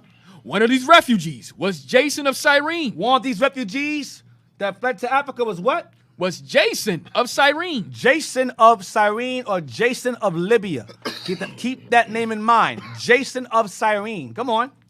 Who wrote a book describing the Maccabean War. Stop. So, who wrote a book describing the Maccabean War? Who could this be? Get me. 2 Maccabees 2:23 to 25. Who is this Jason of Cyrene? We're going to take comments and calls after this. Then we're going to take a break after that. 2 Maccabees 2. So if you coons call up here, just be mindful. You will get, things will bad happen. Yeah. Don't call up here with coonery. Like damn lions that haven't eaten all day. All right, 2 Maccabees. Please don't try us. You said 2:23, Deacon? Yeah, to 25. 2 Maccabees 2, verse 23. All these things, I say, being declared by Jason of Cyrene in 5 books, we will essay to abridge in 1 volume. For considering the infinite number and the difficulty which they find that desire to look into the narrations. Wait, read it from the top again, 23 again, I'm sorry. To 25? All these things, I say, being declared by Jason of Cyrene. Being in declared 5 by books, who?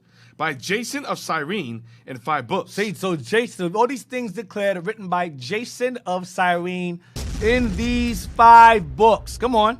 We will essay to abridge. We will attempt to abridge means to abbreviate. Because all the history of the Maccabees is vast. So this Jason here is the one that's responsible for abbreviating the Maccabean history.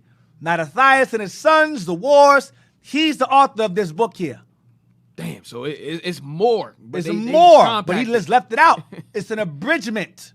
The Maccabean history, 1 Maccabees, 2 Maccabees, is an abridgment. Read again. All these things, I say, being declared by Jason of Cyrene. Jason in of 5 Libya, books. of Africa, a Jew of Africa, an Israelite, a black man. Go ahead. Who wrote that little book? Go ahead. We will essay to abridge in 1 volume. In 1 volume. So it's I'm going to fit what's in 5 books into 1 volume. Go ahead. For considering the infinite number and the difficulty which they find that desire to look into the narrations of the story, for the variety of the matter. 25. We have been careful that they that will read may have delight, and that they that are desirous to commit to memory might have ease, and that all into whose hands it comes might have profit. Well, I have profit. Come on. Therefore, to us that have taken upon us this painful labor of abridging, This painful labor of bridging all this together. Go ahead. it was not easy, but a matter of sweat and watching. But a matter of sweat and watching. Come on. Even as it is no ease unto him that prepareth a banquet, and seeketh the benefit of others. Right. So it's so hard. No different from a person that cooks a meal, make sure everybody gets their serving. It's hard. It's difficult. Go ahead. Yet for the pleasurement of many, we will undertake gladly this great pains, leaving to the author the exact handling of every particular, and laboring to follow the rules of abridgment. To follow the rules of abridgment. To sum it up into one volume, because this is a whole bunch of things that took place. They summed it up into one volume. That was very painful and very meticulous they had to take. So Jason was responsible for it wasn't just him. There's a bunch of them. He says us, they, us. So it was Jason, it was a team of them. But he was the head one, the head guy in charge to abbreviate or abridge the Maccabean history. A black man, a Jew from Libya, Cyrene. All right? A refugee that fled from Greek persecution during this time. He's responsible for the book known as the Maccabees. He is the author among others that assisted in the work. All right? So that's history for you. All right? Any questions or comments? Any calls, you mean? Yeah, the calls. Okay. We're trying something new now. People could post their questions rather than call or call. Okay, on the... Oh, we have right there. A new thing now. We trying to step it up now. You trying to step it up, Cap. You trying to step the game up technology-wise. There you go. I'm telling you right now, man. There you go. Look at the screen. You can text or you can call. I think this last week. This from last week, I think. Oh, I probably wasn't paying Well, attention. we didn't. He explained it. Me, Dad explained Call it. you can call now or text us. You can call or text us. Oh, no, I remember. He did explain it. I was tired. My bad. Yes. I apologize, yes. everybody. You can call or text. You can call or text us. So the number to call us at is what now? Come on, y'all. You know my memory's terrible with that stuff. My memory's selective. 267-702-6121. That's 267-702-6121. All right? Or you can also text that number, all right, I believe? Text the number as well. Text it or call. And we will see your questions. I don't care about statements. I will ignore statements.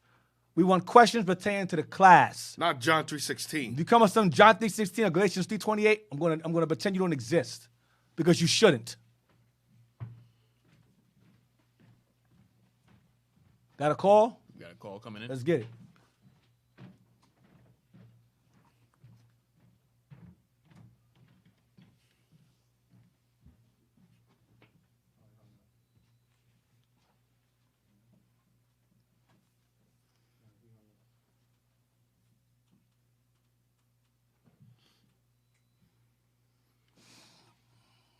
Remember I said calls regarding the class. Not calls regarding your enemies. Right. I don't want any Stockholm Syndrome calls and comments. Hung up? Yeah, I figured. No Stockholm Syndrome statements or questions. Yep. There's a question up there. What's that say? Are you able to blow it up?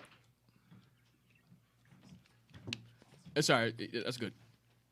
The question, how many books of Maccabees exist, being as though they have been abbreviated? Well, he said 5 books here, but they abbreviated into one volume, he says. Jason of Cyrene in 5 books, being declared in 5 books, we will say to abridge in one volume. So Jason had 5 books of Maccabean history, but he abridged it into one volume, as we read in verse 23. All these things I say being declared by Jason of Cyrene in 5 books, we will essay to abridge in one volume. That's what it says. Call. Yeah, I'll take the call. So there was 5 books. Right, he abbreviated. He had 5 books accessible regarding the Maccabean history, but he abridged it, him and others abridged it into one volume, and it was very painstaking and meticulous regarding the abridgment, and they had rules also regarding the abridgment. When you read, leaving to the author of the exact handling of every particular and laboring to follow the rules of an abridgment. So they had rules regarding, because obviously when you abridge something, you got to leave things out and put things in. Okay, what's the question? Let's say, Shalom.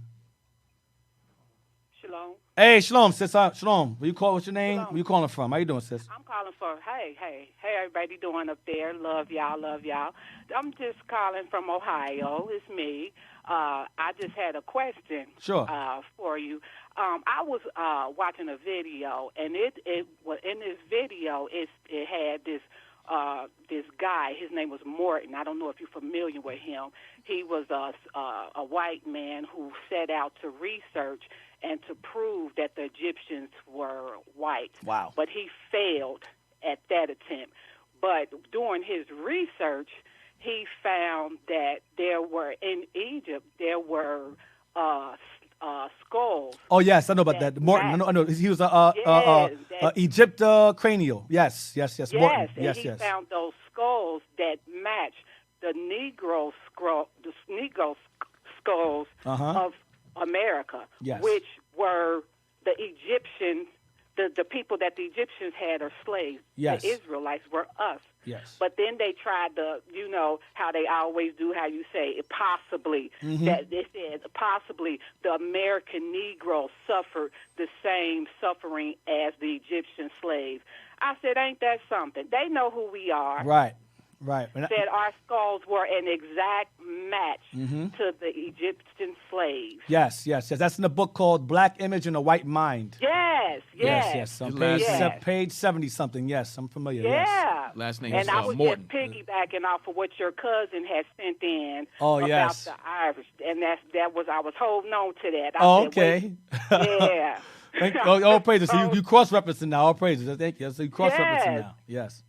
I say okay, and also I just wanted to know too. Did you hear anything, or do you know anything about? It's a church, the first African church down in Savannah, Georgia. They have in there. And the church on the pews they have Hebrew writings. On the pews in there, and the guy who tried to do research on it got shut down. No, I'm not familiar with that, but I can look into it. Yeah, in Savannah, Georgia, I think it's the first Black African church or something. It's still in Savannah now, they say, but on those pews there are Hebrew writings. Well, we got a school out there, so I got brothers look into it. We have a school out there, so I got brothers look over there into it, and I can maybe go over there and we can do a segment over there. To eventually add them to the lessons. So I definitely appreciate the information, sis. Definitely appreciate that. And the guy just said, well, we couldn't read and write English, but we were reading and writing Hebrew. Wow, that's excellent. Yeah. All praises to the Lord. That's excellent. So just wanted to call and say that little tidbit. Been holding on to it. Well, thank you for letting it out today. I appreciate that, sis. Thank you very much. And just say love y'all, love what y'all doing, and I'm gonna continue watching. All praises. Love you too, sis. Thank you for your call. All right. Everybody take care. You Shalom. too, sis. Shalom. All praise to the Lord. What we got there? Another question? We got. We'll take 2 more questions. Says, so are the Byzantines considered Israel? The Byzantine Empire, yes. The Byzantine Empire were Israelites, yes. They were Latinized Negroes, pretty much Israelites who assumed the Roman throne and ruled as Romans, or ruled under a Roman regime. Septimius Severus, he assumed the throne as a Roman emperor, and he was the worst. Emperor Justinian was the worst. Emperor Leo was the worst. Septimius Severus' sons, Caracalla, he was terrible as well. The only one that was merciful, I think, was Constantine. He was the most merciful, and even he had a little bit of some of that animosity, but he was not much on board with us either. But he was the most merciful, I would say, among his mother, Saint Helena, and Constantine were definitely black. We got images of them black as well. You can visit our Facebook. I think it's IURC Dark Ages. Yes, sir. On Facebook, yes, sir. We have many images of Byzantine rulers and so forth being black. So yes, the Byzantines were also known as the Holy Roman Empire. Okay, you had men like Charlemagne, so yes, the Byzantines were Israel, yes, definitely, for a while, until they were overthrown by the Edom Arabs, the Turks. Call, yes, take a call. Another question up there as well? No, sir. All right. Shalom, shalom.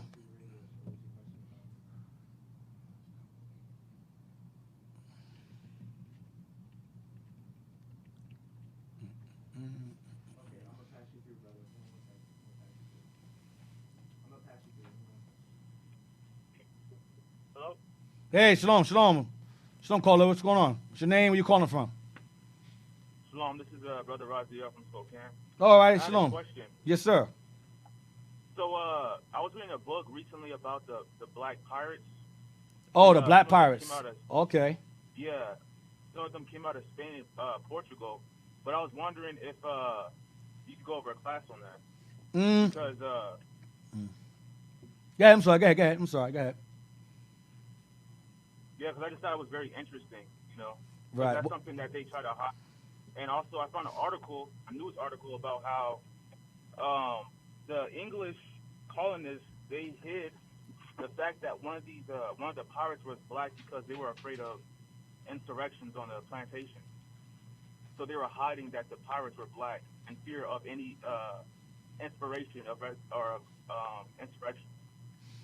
Well, you did have black pirates. You also have black Vikings. I'm not sure if I'll touch on black pirates. I haven't really looked into that much, but I have heard history. I have heard stories of black pirates. I know more so about black Vikings than black pirates. I can tell you that much. But I can look into black pirates. I have to find out when, like what time frame they fall in. You said Spain, Portugal, right? Yes, sir. So it might have been the Moors. It might have been the Moors that were traveling on the ships then. It may have been them. It may have been them. I'm only based upon that time frame you're giving. I could say it may have been the Moors. I could say that they may very well have been black pirates. There's no denying there's black pirates. I'm sure we sailed the seas. We had knowledge of the seas, so I couldn't deny. But I can look more into it another time later on. Just remind me. Just what is it? Email us or put a comment on the video, so I'll be reminded to go over it eventually, in time. Yes, sir. And I have one more question. Sure. I was wondering if that was the tribe of Benjamin over there, because the Caribbean, a bunch of the Caribbean pirates were over there that were black. Mm-hmm. May have been if they were both. I mean, if you're talking about the slaves that were brought over there first and then sailed over, I don't know. I can't say what tribe they were from. I can't say for certain, based upon that time frame you're given. I can't say for certain what tribe they were from. But they were the Moors. Remember, we read before how many of the Judah, Benjamin, Levi, and Simeon resided in Spain since the time of Babylon. So it was between those four. That would fall under the pirates if you were to give that timeline. You understand? Okay. Yes, sir. All right, brother. That's it? All right, brother. Shalom. Most time, Christ bless. Have a good one. Thanks for your call, man. We got one more question up here, Deacon. Yeah. Says, so with all... What's going on? Oh, call. So with all the history, you are all bringing... Answer the call, see what they're going to call for, and then we'll see. Go ahead. All right. So with all the history you all bring out, is it safe to say that if there is historical evidence of the Irish going into slavery, that they were more than likely our people and not the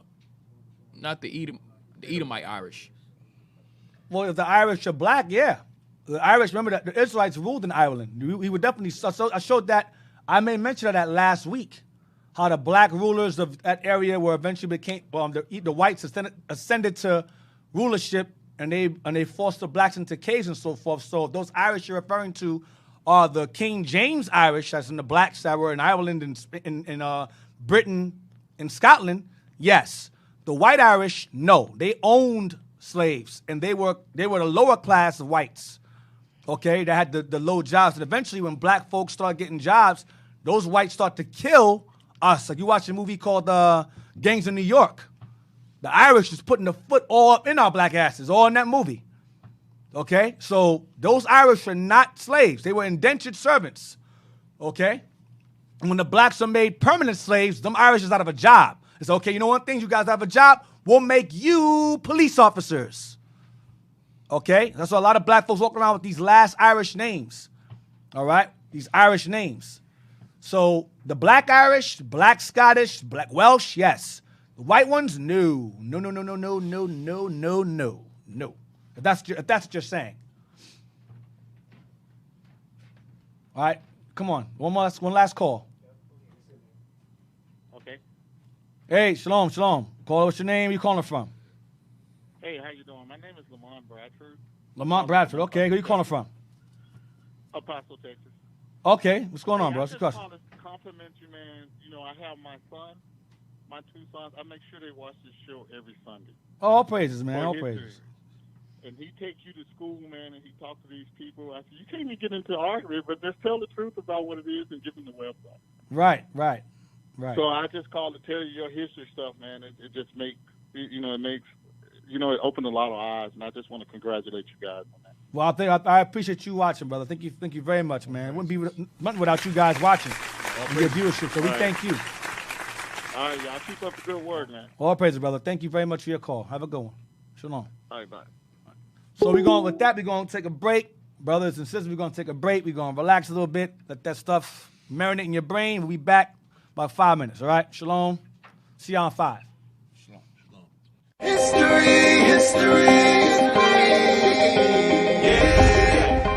Shalom Israel, no son, Christ bless. Deacon Don here of IUIC Philadelphia.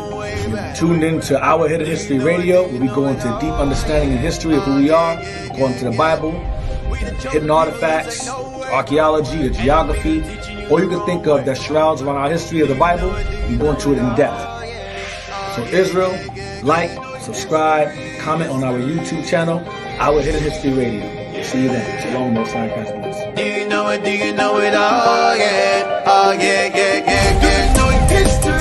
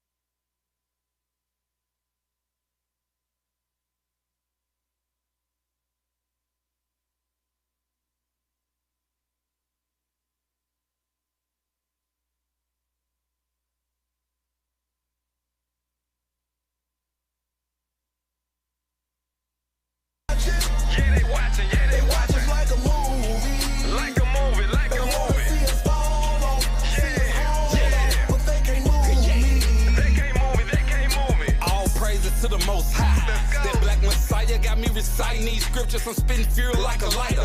And he that say he know but don't keep commandments is a liar. The truth is not in him, so throw him in that lake of fire. The devil's like a lion seeking whom he can devour. That's why I gotta keep the sword for every second of the hour. I stay strong in the Lord because this might give me power. That's why the enemy tuned in like they watching American Idol. I know they plotting this while I'm prepped for survival, because the awakening of my people is going viral. Just endure the times and await on his arrival, so you can truly find out we the real Jews of the Bible. They want to show, so I'ma give them something they can see. 144,000 being sealed off up in the streets. From New York to Chirac to Memphis, Tennessee. The devil trying, but you know he can't stop IUIC. Yeah, they watching, they watching like a movie. Like a movie, like a movie.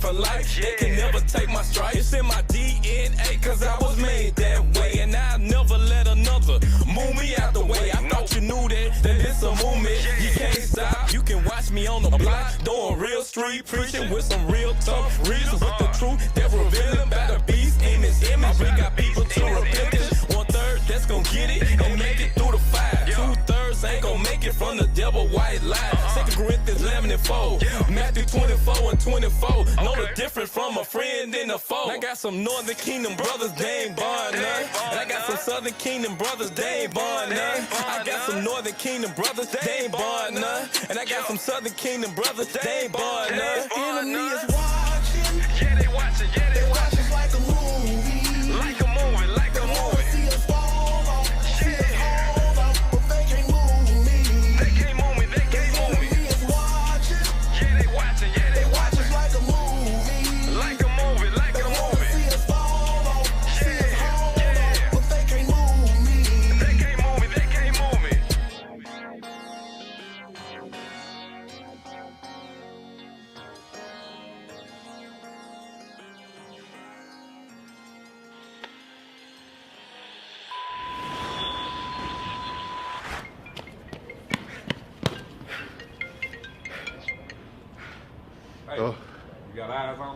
Yeah, I got Oslin right here.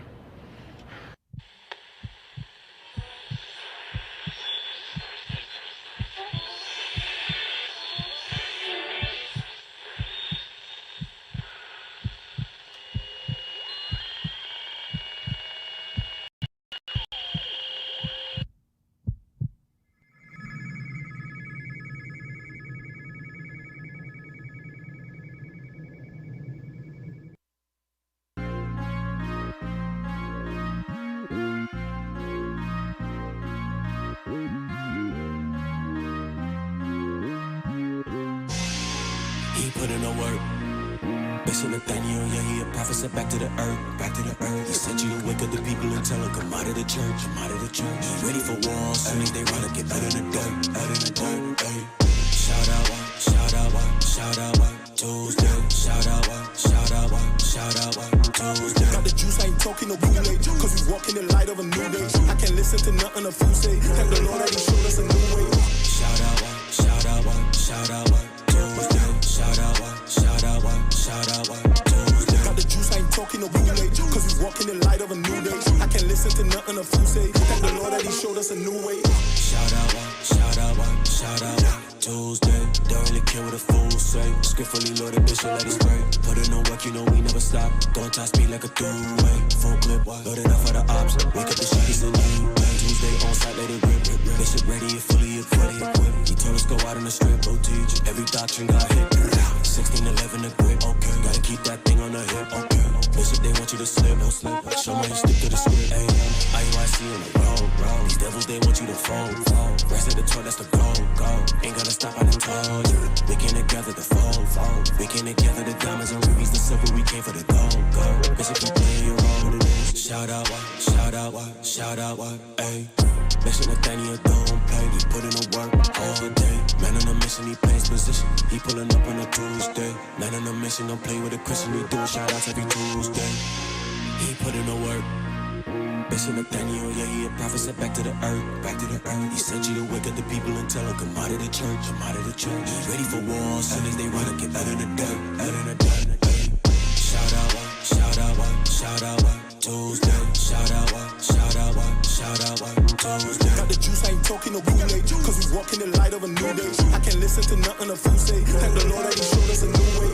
Shout out, shout out, shout out, Tuesday. Shout out, shout out, shout out, Tuesday. Got the juice, I ain't talking no bootleg, cause we walk in the light of a new day. I can't listen to nothing a fool say, thank the Lord that he showed us a new way.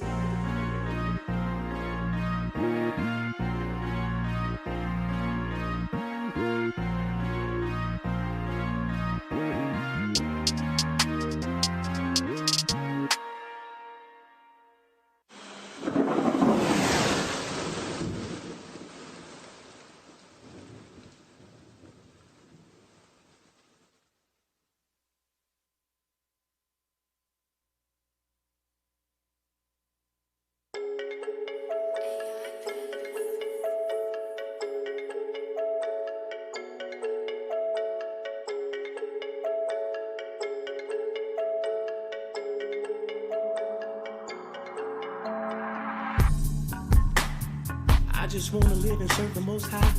Yeah. That's the whole duty of man in this life. Yeah. I know I'm a soldier he put on the line. I'm ready to fight, yeah. Whoa. And they persecute me like I'm Jeremiah. That's what they do. His word is the truth and it burns like a fire. Destruction's coming very soon. I'm just warning you. This is how you love thy neighbor. They wanna see you fall, 'cause they see you strong. They mad at us, them haters mad, them haters mad at us, them haters mad, them haters mad at us, them haters.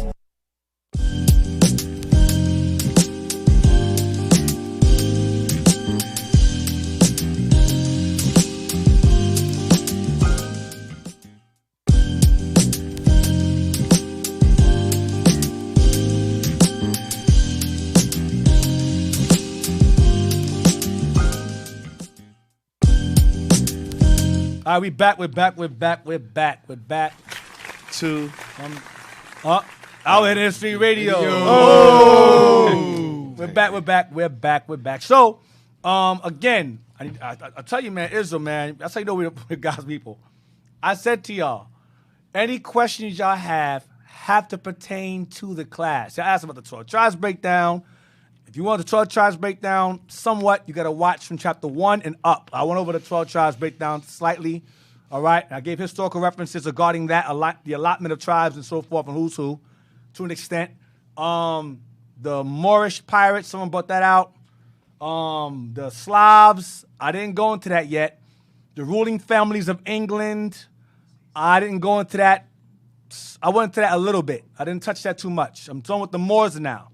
I may eventually go into the King James stuff eventually, later on after this, maybe. But I'm not going to promise that, but I will eventually touch on that. We touched on it a little bit, right, with King James. You touched on it a little bit. Briefly. During the chat. Briefly, throughout the chat. You got to watch. Some of you who just tuned in, you're asking me about things I already went over completely or slightly. So I suggest you guys take some time out. If you have free time, watch chapter 1. Go to our Hidden History Radio channel on YouTube and rewatch chapter 1 and down.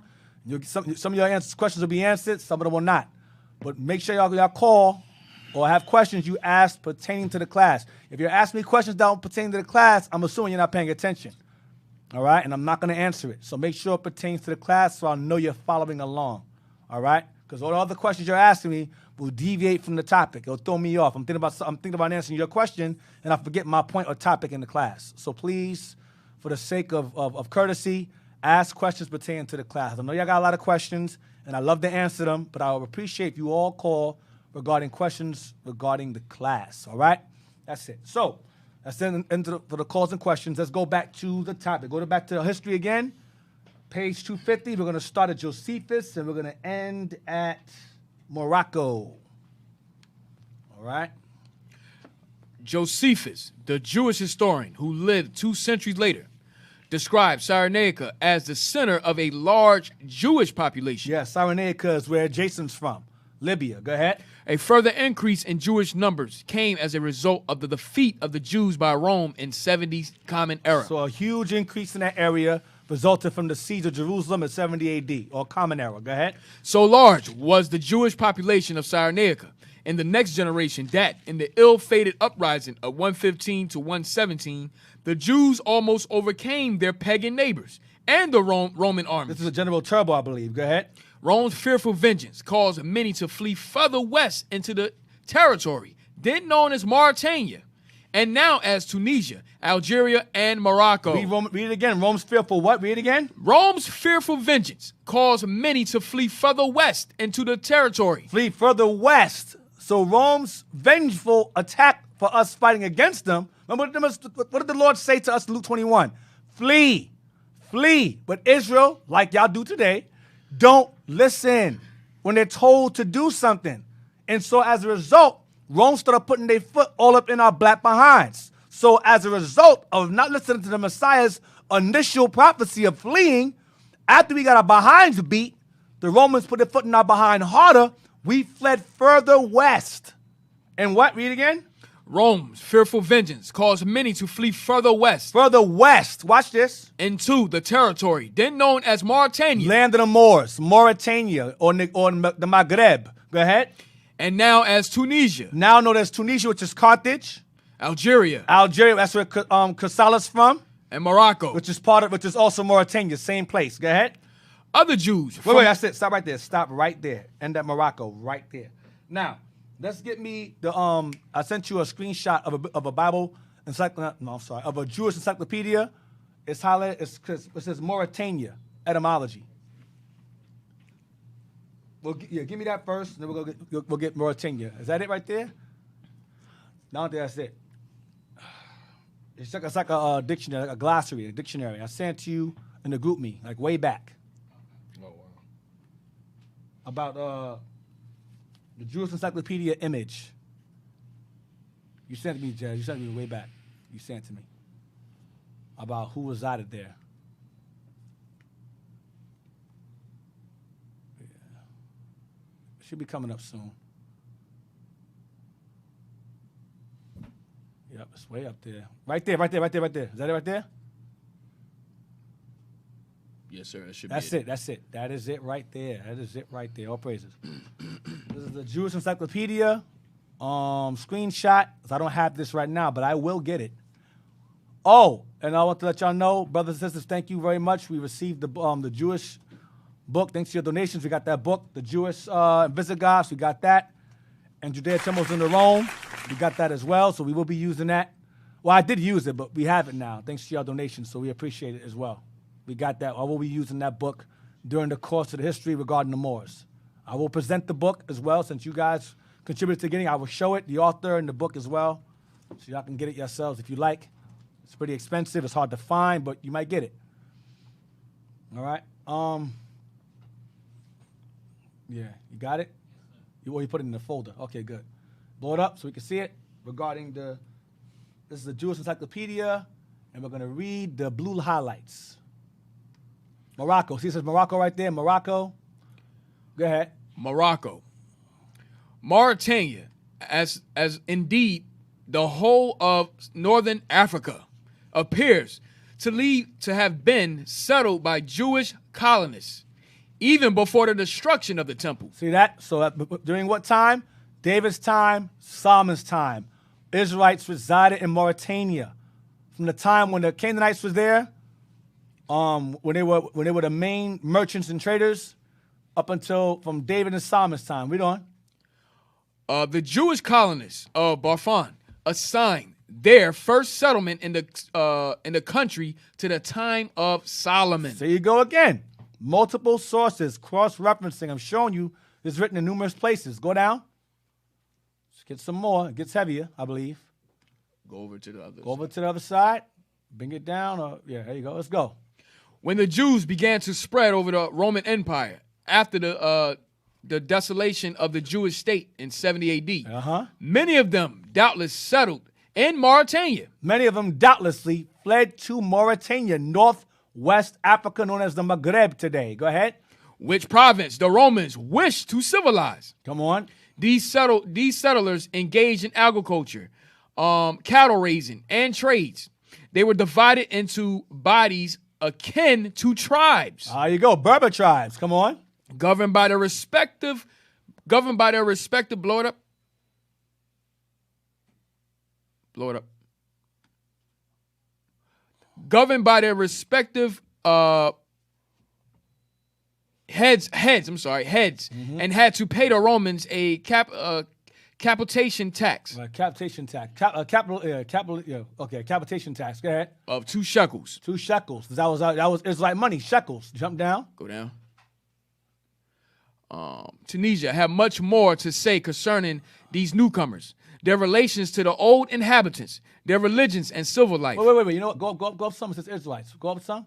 It says, and following him, history of Israel. Okay, read that again.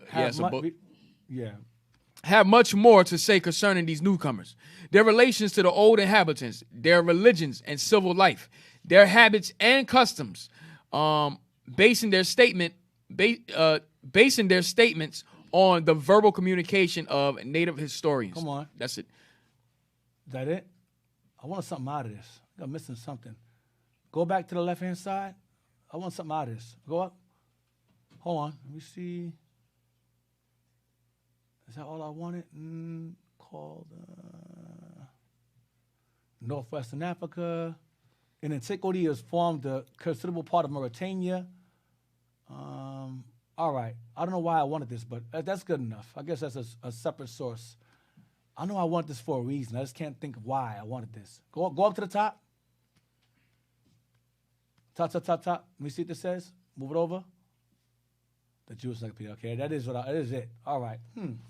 I'll find out why I wanted this. Go to Mauritania etymology, please. Mauritania etymology. So Mauritania etymologyonline.com. The term Mauritania. Later on, part of Mauritania was named Morocco.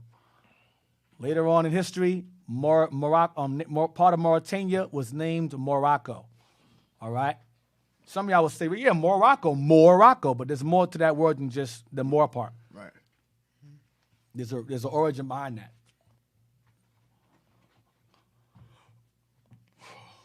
And this is the name that the Romans gave it. Yes. Well, yes.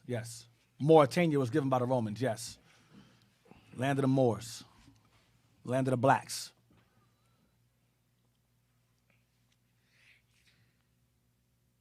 And also look up Negritia as well. I want that too.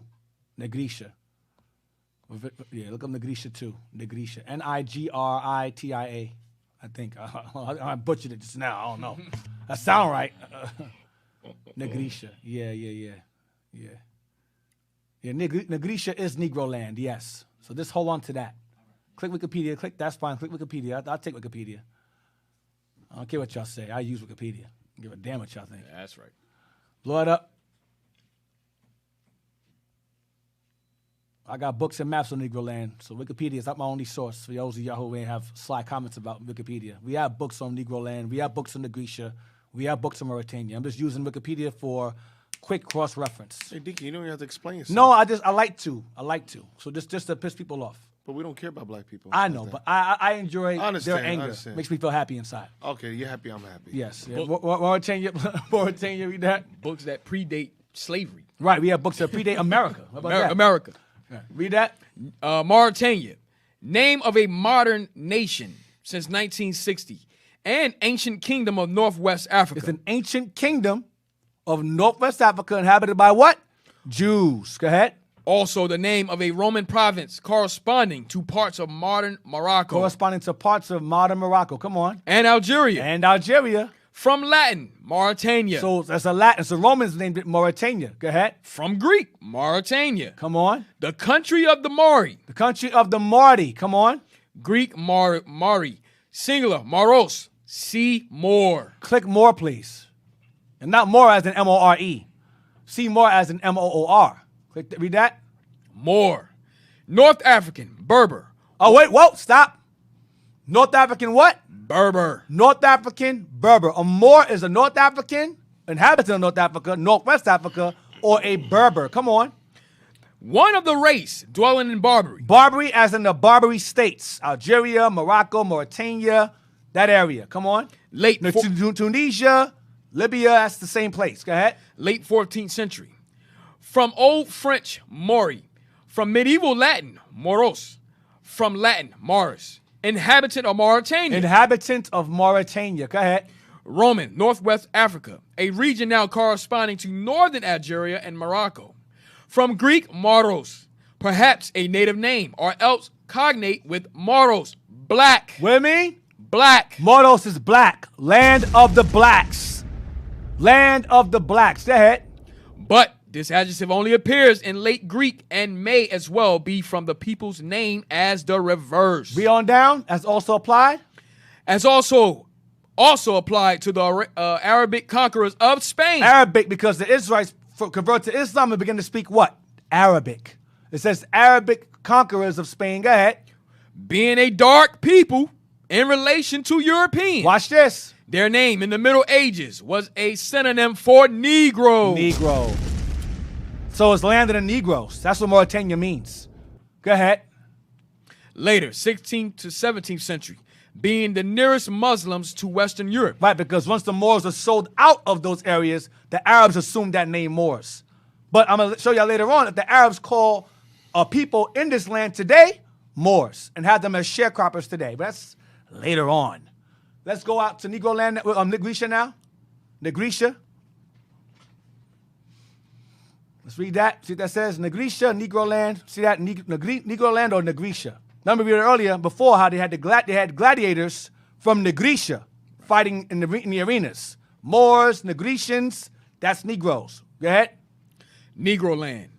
Negro land or Negritia is an archaic term in European mapping. An archaic, meaning an ancient term in European mapping. Now, we have this map in high def, this map here. Go ahead.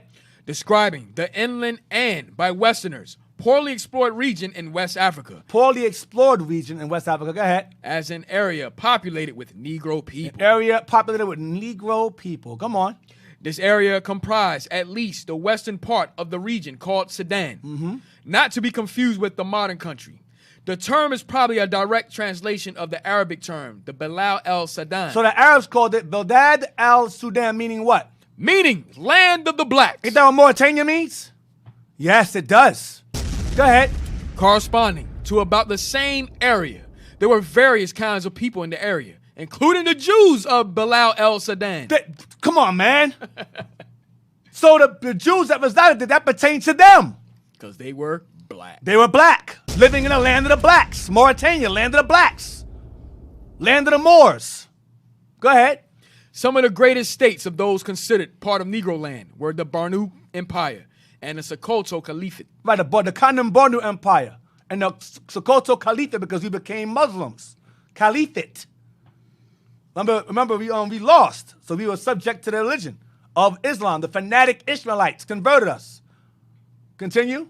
Negro land represented the area between the region of Guinea and Zara, or the desert, the Sahara Desert. Guinea, not to be confused with the modern country, then referred to the south-facing coast of West Africa and the land stretching upriver from there. Herman Maull's 1727 map labels these grain coasts, slave coast, and gold coast. Right. So you have West Africa. The top part is Mauritania. The bottom part of the West is Negro land. So you got one part of West Africa called what? Mauritania, land of the blacks. Then you got Bildad el-Sudan on the bottom of that part. That's land of the blacks too. So that's why most of the slaves came from that side, because everybody on that side was Jews. And Deacon, if I may add, the word Guinea is Portuguese for black. Damn. The word Guinea is Portuguese for black.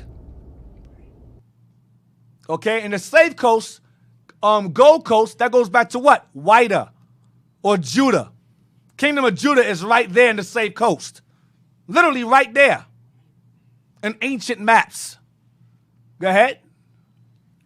Negro land was the territory to the north of this, along the east-west axis of the Nigger River. Of the Nigger River. Now type in Igbo land. Igbo land. We don't know what Igbo means. That goes back to Iberian Peninsula. That goes back to the Hebrews, Igbos. Type in, you see what Igbo land is. See what we get. I'm just taking a shot here. A shot in the dark here. Igbo land. This wasn't part of my class, but I'll bring it anyway. Igbo land. Igbo land.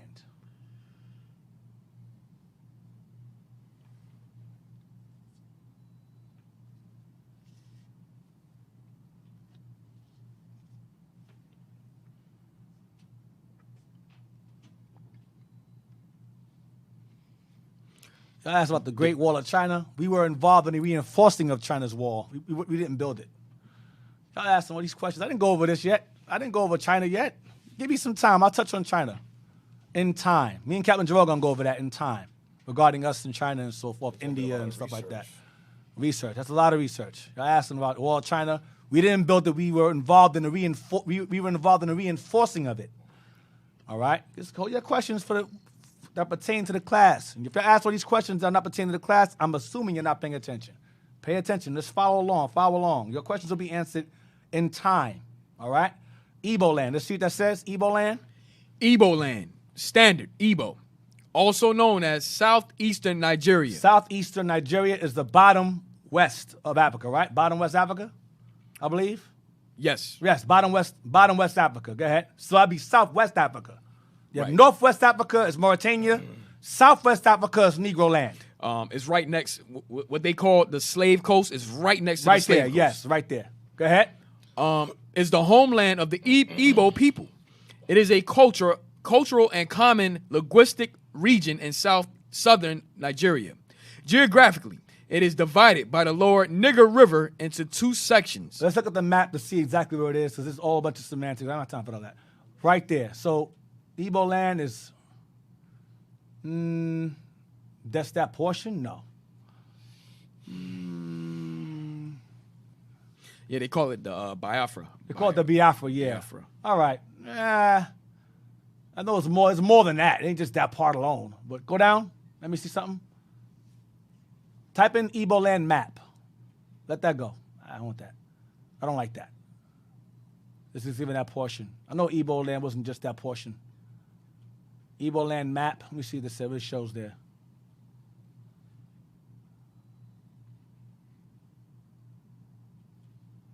Okay, ancient Igbo land map. Do they have one? If not, it's fine.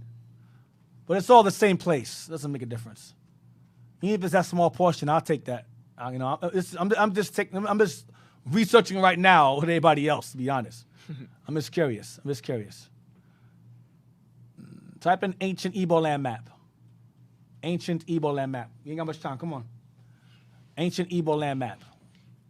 See if they give us. You tried that already? What's it showing? I can't really see that. What's it showing? Anything significant? Or is it showing one little portion? That's all right. I know it's a correlation between Negro land and Igbo land. It's definitely a correlation. It's the same land mass. It's the same thing. It's part of Negro land. Now, Igbo land is part of Negro land. Even that small portion, it's the same thing. That's my point. My point is that even if it's that small portion, which I doubt, I know it's larger than that. What's that say? That looks ancient. Hope ain't no made up nonsense. Some people be making things up. Let me see it. You don't know high def version of that?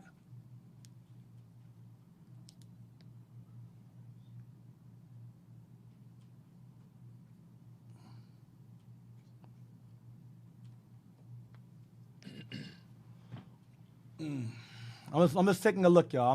This is not part of my lesson. I'm just taking a look real quick. Even if it shows a small portion, it's still part of Negro land. Igbo land is part of Negro land. Igbo land and Negro land are synonymous, is what I'm saying. I thought it might be bigger. I thought Igbo land would be bigger, but if it's just Nigeria, that's fine. If it's just Nigeria, that's fine. I don't mind. You can't find nothing, that's fine. Don't waste your time.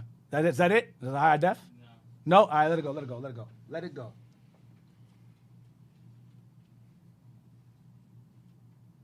All right, Igbo land, yeah. Let's see.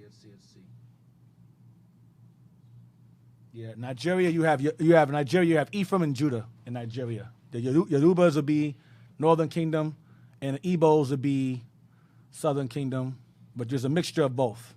But primarily, Yorubas were Northern Kingdom initially that resided in that area, Yorubas. I went over this chapters ago. So I'll tell you, I'll go back and watch the beginning. Go back and watch my beginning chapters. I go into that. Israel, remnants of Israel is in Africa. Right. That's undeniable. All right. Now, let's go to what I want. 310. Let's go to Wikipedia. Umayyad conquest of Hispania. The Umayyad conquest of Hispania. This is the rise of the Moors.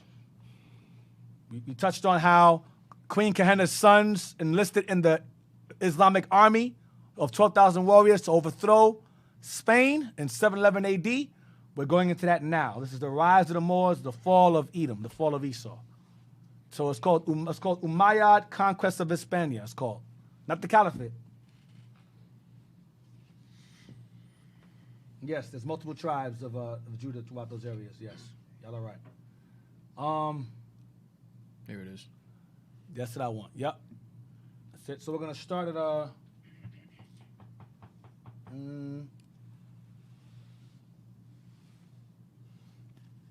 we're going to start at Tariq ibn Ziyad.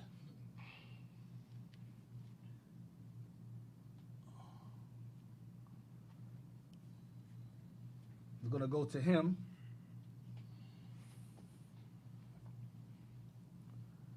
Dick, you want to start at the beginning, or? To be honest, I don't know if I have this. I have the book also. Hold on. Yeah, start with Tariq ibn Ziyad first. Is it there? You see, you have him there? Yes, sir. You're right here. Tariq ibn Ziyad. Yeah, according to, I guess that's it. That's his invasion, right? Yes, sir. That's where it starts. Is that where it starts at, or that's like the bottom? Let me see the title thing. What's it called? Let me see. Go over to the top. Okay, Hispania, go down. Why do I have this here? Go down. Stop. Let me see. There's a Gothic kingdom.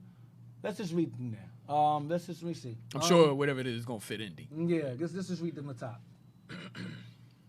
The Umayyad conquest of Hispania, also known as the Muslim conquest of the Iberian Peninsula, or the Umayyad conquest of the Visigothic kingdom, was the initial expansion of the Umayyad Caliphate over Hispania. Hispania is Spain. Come on. In the Iberian Peninsula from 711 to 718. So the Umayyads had dominion over Spain from 711. Remember that date, 711. That's when King Kohenna's sons enlisted part of the forces to overthrow Spain. 711. That's a very popular date. 711 to what?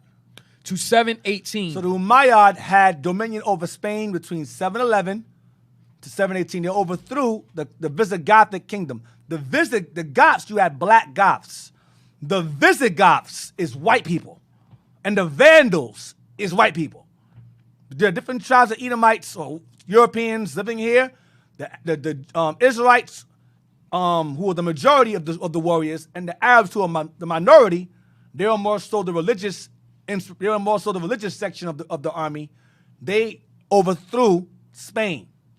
Okay, conquered the Europeans out of here by 711. And Queen Kohenna's Israelite sons were enlisted in this army as well. Okay, so you have, let's read on. Read it. The conquest resulted in the destruction of the Visigothic kingdom. Right, Edomite Empire. Go ahead. The fall of Esau. Come on. And the establishment of the Umayyad Walaya of Al-Andalus.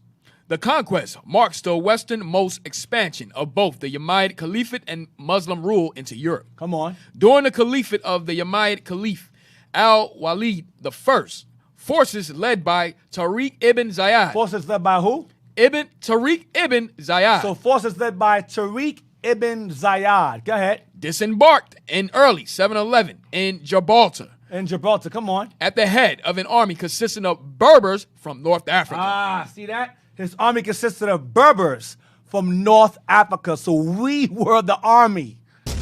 The Arabs used us as the army. That's nothing new. We always use us. We were the warriors. Come on. After defeating the Visigothic king, Roderick. Roderick was the Edomite king at this time who was defeated. Go ahead.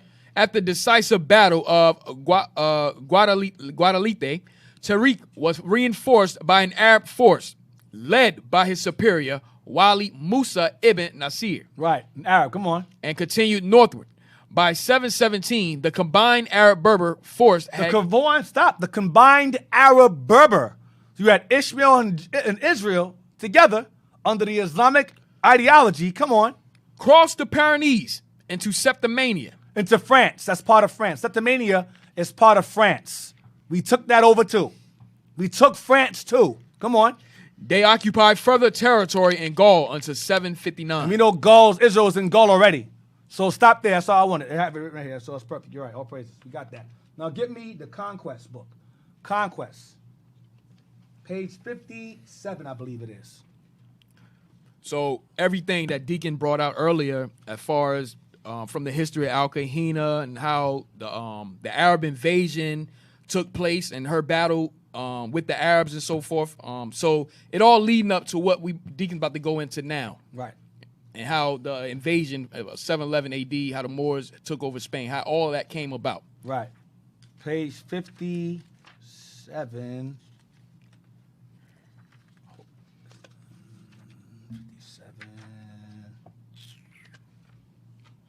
Okay, I got time. 10 minutes. We're going to start at Umayyah, and we're going to end at Muhammad. Umayyah. That's Umayyad comes from the term Umayyad Empire or Umayyad Dynasty, right? Umayyad Caliphate. The term Umayyad Caliphate comes from this man Umayyah right here. Start from Umayyah and we're going to end at Muhammad. Umayyad, whose name was to be adopted by a powerful dynasty. The Umayyad Caliphate, come on. Was of the tribe of the Quraysh. Quraysh is Ishmael's people. Quraysh goes back to the 12 sons of Ishmael. Quraysh, that's them. They come out of that line. A family comes out of those 12 sons. These are generational Ishmaelites. Beyond a shadow of a doubt, these are Ishmaelites. That's where Muhammad comes from, the Quraysh tribe. These are Ishmaelite tribes. Come on. The Umayyad, whose name was to be adopted by a powerful dynasty, was of the tribe of the Quraysh, who coordinate with Abdul al-Muttalib, the grandfather of Muhammad. The grandfather of Muhammad. So he was a coordinator. He was a coordinate with Abd al-Muttalib, the grandfather of Muhammad. That's all I want. So that's where the term Umayyad Empire comes from. Umayyah. All right? Umayyah of the Quraysh tribe. Now, let's jump down. History of the Jews in Spain, Wikipedia. History of the Jews in Spain. History of the Jews in Spain. And I want to start at where it says Visigothic rule, and we're going to end at nobility.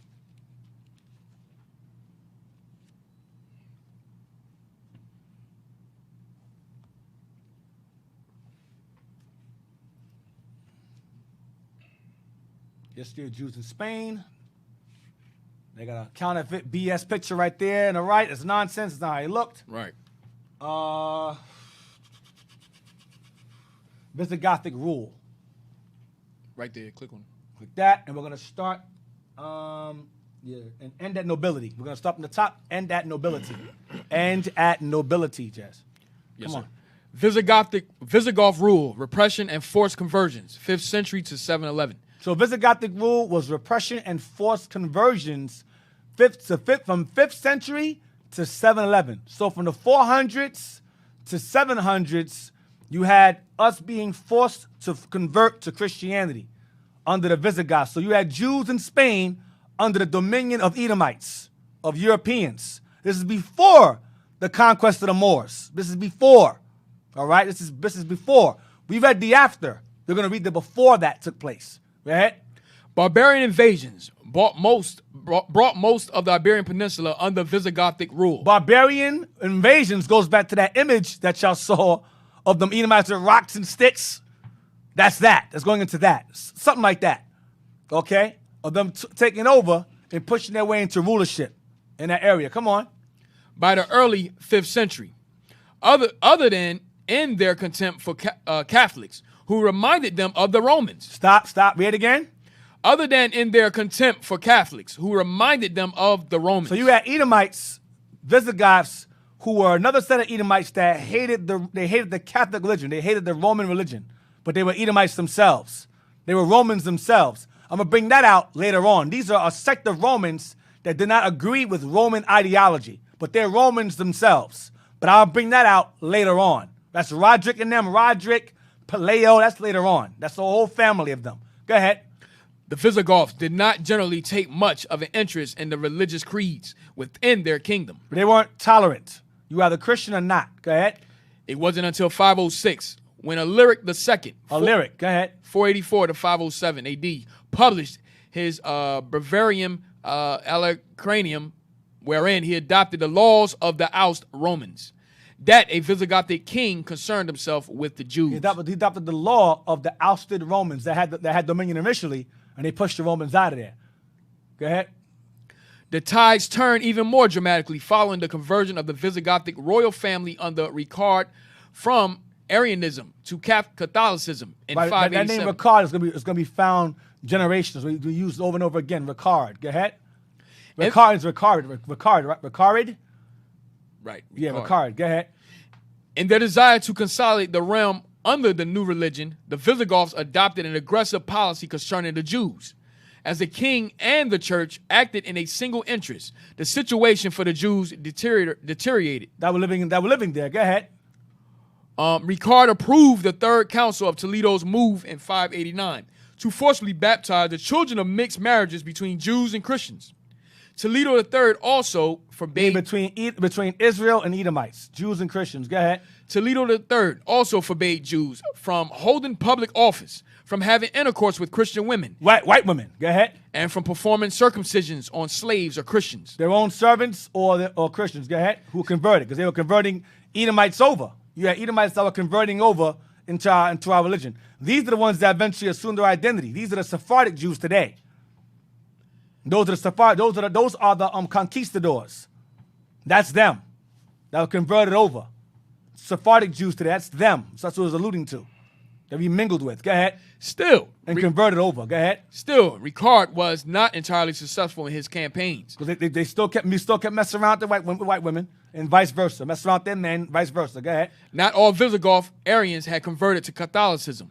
The unconverted were true allies of the Jews, oppressed like themselves. So you had Edomites that were oppressed by other Edomites that didn't have the same religious faith. So they would occasionally help us while we were in Spain. Go ahead. And Jews received some protection from Aryan bishops and the independent Visigothic nobility. Right. So independent Visigoth. So the Lord had some mercy on us, like you had today. We have civil rights today. Like today, you had Edomites that helped us while we were in this time. The Most High gave us mercy in this time frame until that mercy ran out.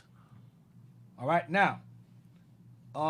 But these intermixings here, messing with Christians and so forth, and circumcising Christians, those are white Christians.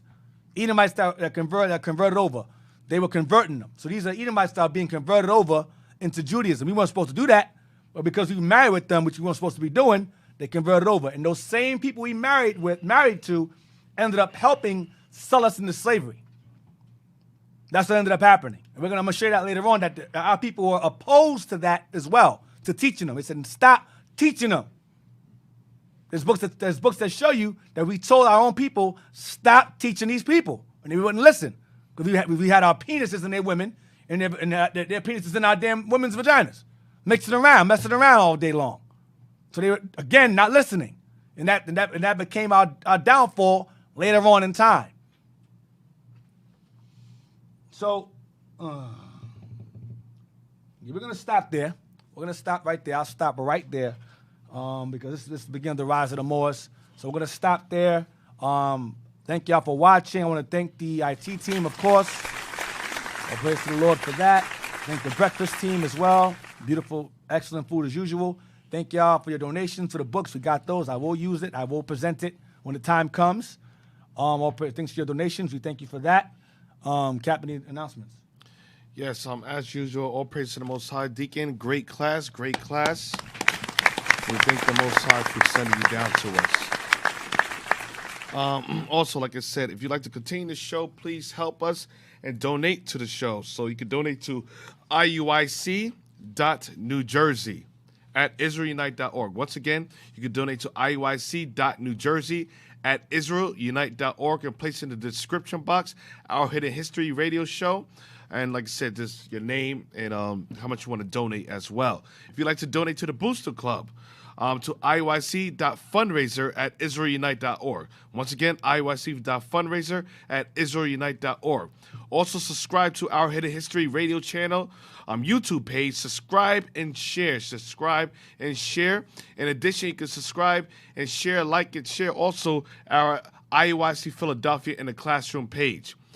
During this Black History Month, make sure you start distributing these classes throughout the public. All right? So let's make that a challenge.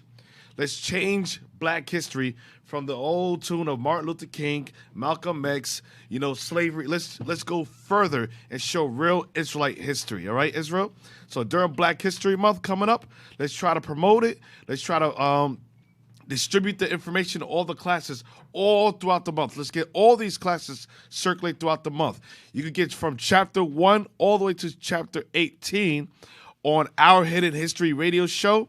I'm going to put the link in the comment board, all right? So make sure you share that, and let's start this challenge. All right, Israel? Shalom. Most High Christ bless. More praises. Shalom. Shalom, Most High God bless.